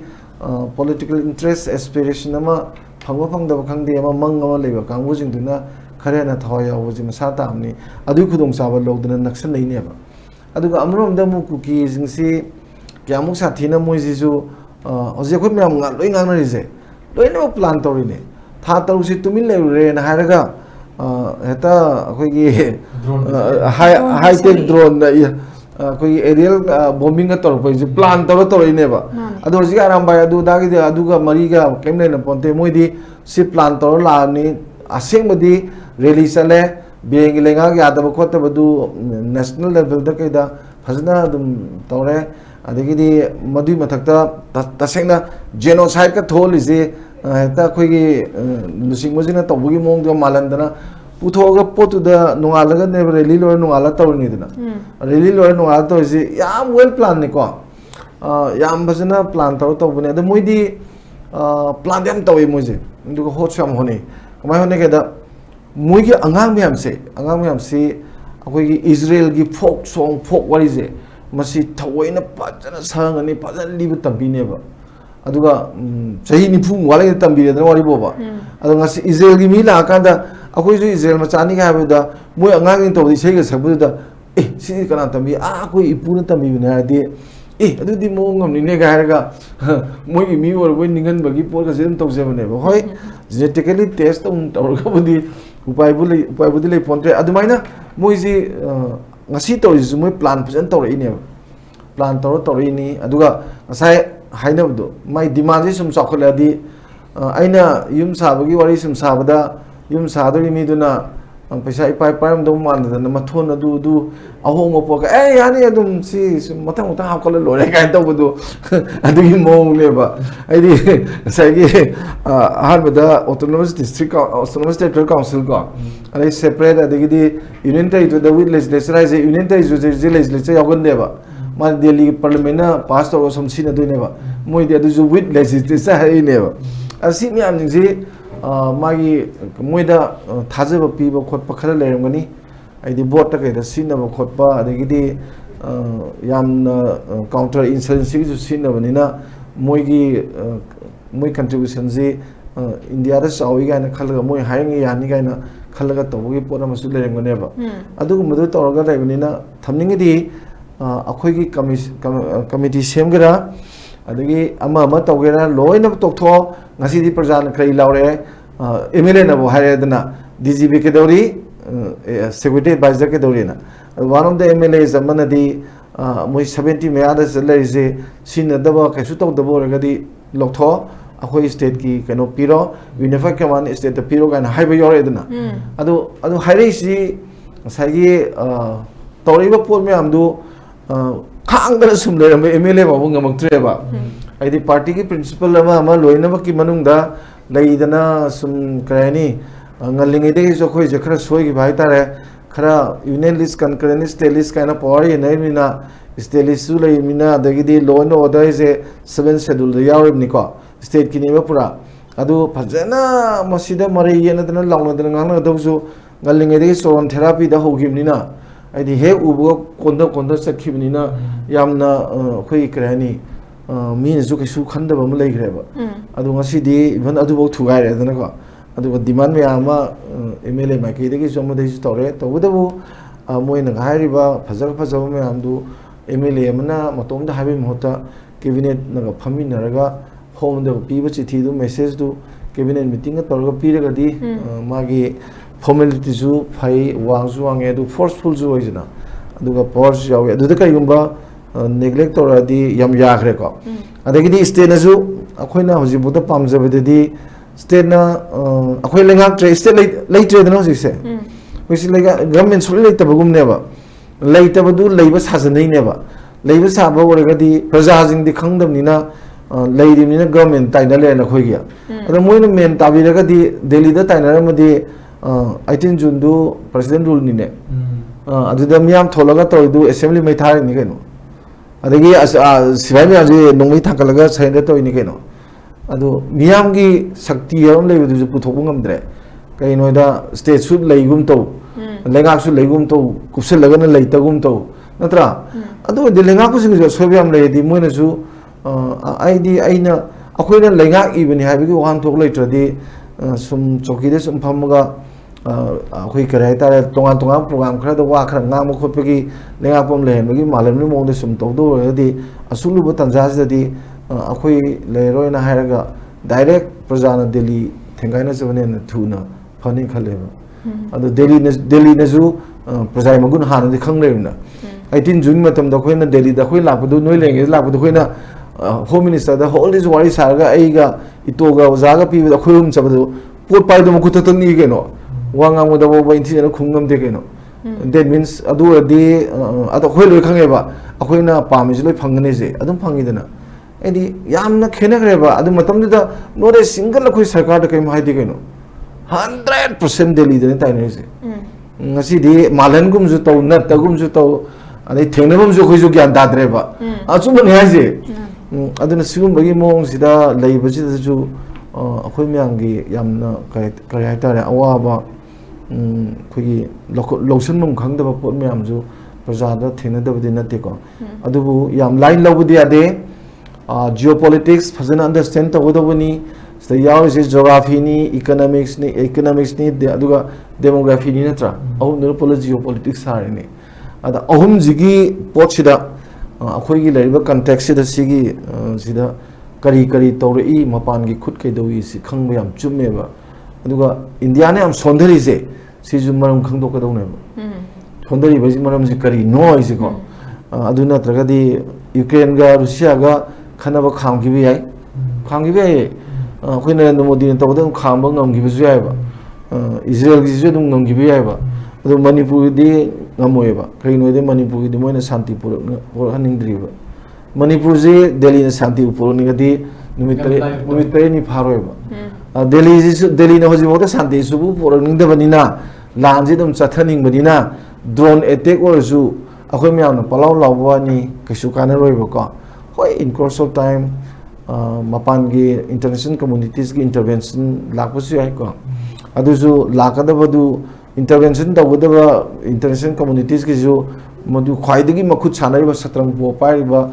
lamdugi interest oiga di moju tumin dum leine ba anamai bai phada phagi ba haitare loine boxi ya kan da pinki akhoi miyam gi peoples ki magi movement ko si yam singna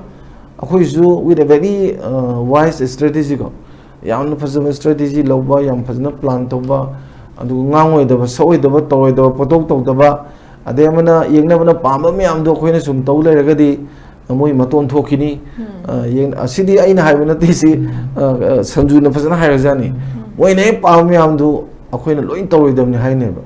historical experience no adi historical experience do ni moi na lan yam pami huji phause khoi ju lan de pamjel le ba moi shanti wari sa saning de ba khoi ju ta saning de ba moi da diam nungai je gna so long as kuira ga demarcation sum torkani kuira moi tasan bhelakani moi di khoi de la nagada ho business ji nagada ho jote ina te ba nagada le moi mi am ta thorok nam ne ba moi men ta nam phom de le ga phajana le bom chan men ta ga semage na khali ne ba adu khangdana lehen ga da ne phar ga lehen ga da ne lulun torga adu thaina 18 jon da phi yom da loi chapudo kan khrai de loi thinga mai de loi thilei du di it's happening akhoi sigum mari khara sing na taw tare ado phana yamna propaganda tawsu social media siner ju jitna tawsu ko in course of time adum aseng mudi dum khangkani aduga hoji phobudadi magi national interest se sida atopa media wagera mapan gi myam se moidi my national interest to khara dum yengni aduga state interest sina khara thamni moi gi hone bini ko adai sai jagi biduni naga wagera ku meite wagera khoi se lei myam ji north east ta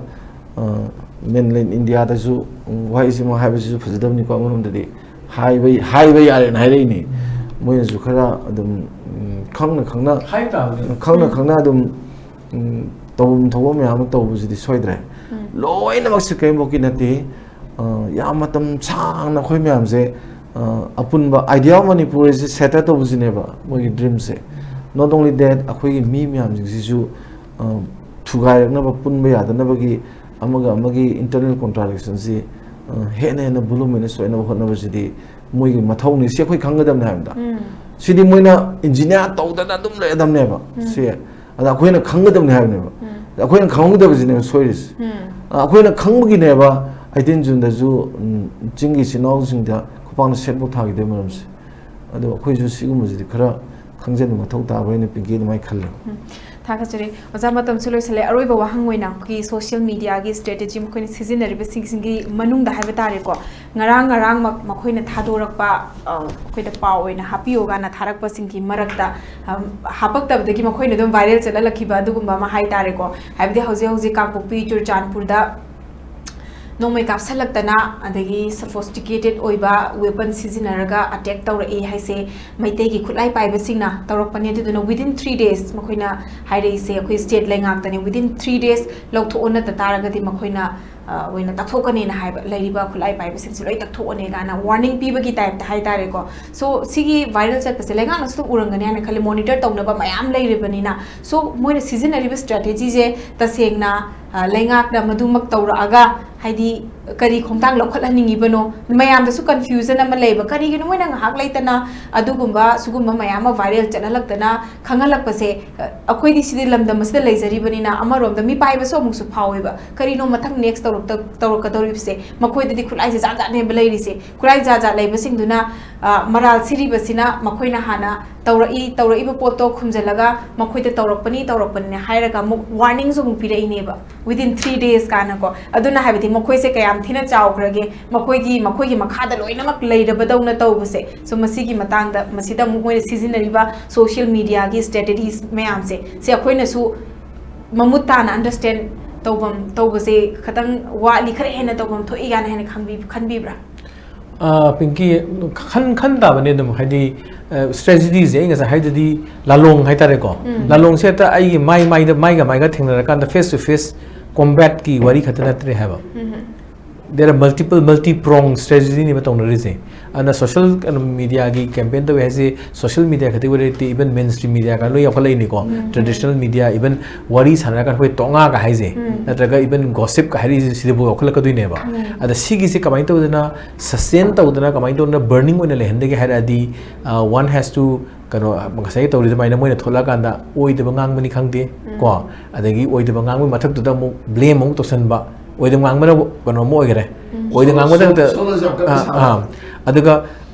Oi the Bangang do Matak to the Aman Atopa kind of problem blame to Salapalinago. A mind of Salapagi stress this is the I think is quite natural to them. I think I'm natural in a talk crabber and then I say well coordination to me onina. Other the when the objective of the Panam Honaba the more the means any means isn't again have never.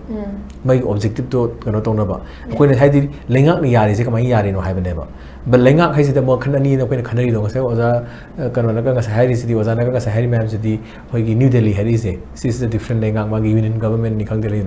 The state government Kidi in Haisini, I the Hobutum Haisiko, Kanu state government ki strength say late have the labor man Buari never. Adana how would the 355 lay say hung upon the quality. I did right from 6th of May, them high. I need Sani articles ago. Heidi, my Yam Kanoina, Manung, the hidden winner, Kanotor Bay, Guariboko, or declared on the way, but in operation that they do never. Automatically in operation that they do it never go. Aduna Boquisida, Siamnaka Dilidi, Halakanda, I did Tinghina, Amishana, Kaina, Man Hypet Palubudo. It's the kind of a tolok body never. The manifesto report in what is actually under operation though. And the Sigi maps in Hadiji Kadwin had the Linga to the Kaya and Wood on in Trevor. Hide we Linga is one giver, and the Gozanus hide the Mina, Kadai Roma, so you prepare to Linga prepare to the Bopodam and but common people, citizens, Amana di Kanoiba, Manipur citizen, Amana di Go. Linga the Tina Visitum, Tina do later never. Adana Saurakani, Linga to them Saurakani, Linga Kumang, among the Badana, when Namdi Zukangini, Sahi Amaga, say any Parakadava, say Amakai Parakadose, Manipuki Kasuta saying the Yangsendana, Moina Hizito River propaganda, do Fiesta, Gana state, the propaganda, had unequal measures. Propaganda in equal measure to Budungam Jidik the Win Habida, Langak City doesn't have the soul Havenida. Aduna Kasuna Kandegi, Natagi puppeteer or puppet masters though. Masters are on the Pamiba master though. Adudoina, I say was an hide miner. how gi hadi leina ko New Delhi da koina question hangadabne ba but only thing is where the clarity of thought am legi drise ke domin hada sai adusu this is also one of the strategy ne ba hadi within adugi same proof to da koi proof se and meti haro ne ko within meti desu sai voluminous oihalai ne ba koi gi differences me koi gi hadi koi cookie masen desu to do no thado adi paiti ko na ko ngangi no koi cookie jo jam tang mu plug oi brai ju oi dri ne ba koi group desu mo karo ngasai conflict se aman haiba man lori se si conflict heighten zum tor ko ne ba si to le di New Delhi na dam oi jadu ne ba yong tan yen me na le dina ko adu yong tan yen bagi mong na dam tawrabani na akhoi gi praja su makeup tho haidi khang ju ko articulate to haidi haidok pungam jadra haidok pungam jadin ne hang le amuk sawar ka ne ba adidi lalong da ko mai mai ga thengnam da midi karo tor no ka ne waje makhan ngang na ne ba lan haidi wakhan gi lalong ama ko thinking gi lalong ama oja sing gi ju lalong ama khoi media ja leiba khoi gi ju lalong ama nongmei gi lalong ama leina ko makhan makhan noi sugadam ne ba adu mayam du coordinate tor kan ni is a full fledged war gi art of war ka heri je ko adu sidida madu gi art of war de khoi de practice to be post later je ke do no haibada ngase gi pressure on which leina ko mamang gi de khoi na armed forces special power la ko de militarization helmen gi khoi gi khunai je makok da lan song bi ngata khan dei gi khoi masen ju phan hana bani kana khan gi ba ne ba hoji ki phase di militarization gi wari na te ba total confusion ne ba zat spread tor do aduna cookie masen ju dum yaina China ka ne ko moi masen habadi uji cookie jo kana chin cookie jo le je moi masen ka ne akhoi ju akhoi masen pakha ta hana bi pangun pahun du huna bagi amaga ma pangun sing thna bagi kana je magi intensity se ai di sum heighten tor ko do ma le ba which is very dangerous khunai tu bai tu du ne ba ada akhoi gi khunai tu ba matam da di Manipur je pra tu ni habani da aduna akhoi Meitei is am strong hanji ka haji Meitei centric natraga ethnocentric ki wari nati hai dewa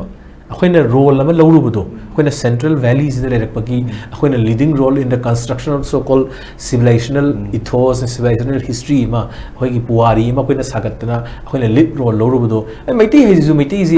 kano da Meitei gi members ko salai tarif ka je salai je tribe ni hari ni tasen hai di is British kano colonial masters kharana clan kana hairam buari ni ko aduba salai tribe ne ba akhoi gi how Meitei so united so mangang ni tasen haru na tra mangang gi origin su khena rei ni akhoi Meitei so akhoi gi differences to akhoi gi roots to khena ba pose adum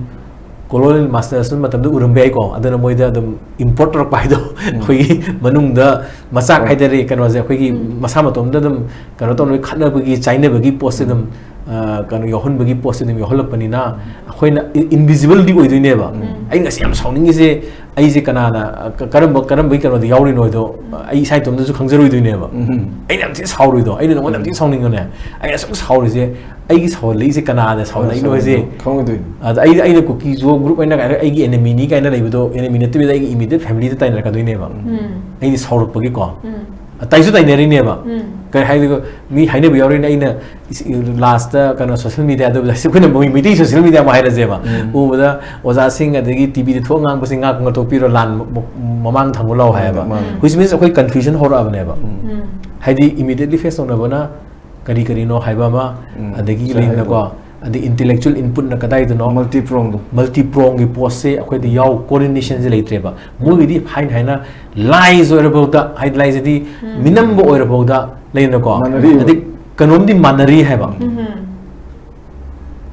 juman akhoi gi di kadai do no ma yam thina chawbo weakness am le ba but it didn't happen I know ozana so say reminded June 18 gi 2000 kano was a wanda thoki de adu potu lei hide ba yam clear oi gi ba kana adano taine du se ko even if kanana semei no thadore is na kana no kai je khang ne thador pa kangu du ne ba taine de ba hoi thador pa kana da khoi kana tau de meiti na khut suna tha be leite record ni ko adu ozana sai do aduna naga from chain ge to kan du chain wena mayam thor ga chain ba yaroi leidu ne khoi leimin naga sukani himina ka du du no akhoi gi anxiety akhoi gi protest ti noi de natte New Delhi ni kaina direction da chumna ya le haba ko coordinated kan ozu oye ba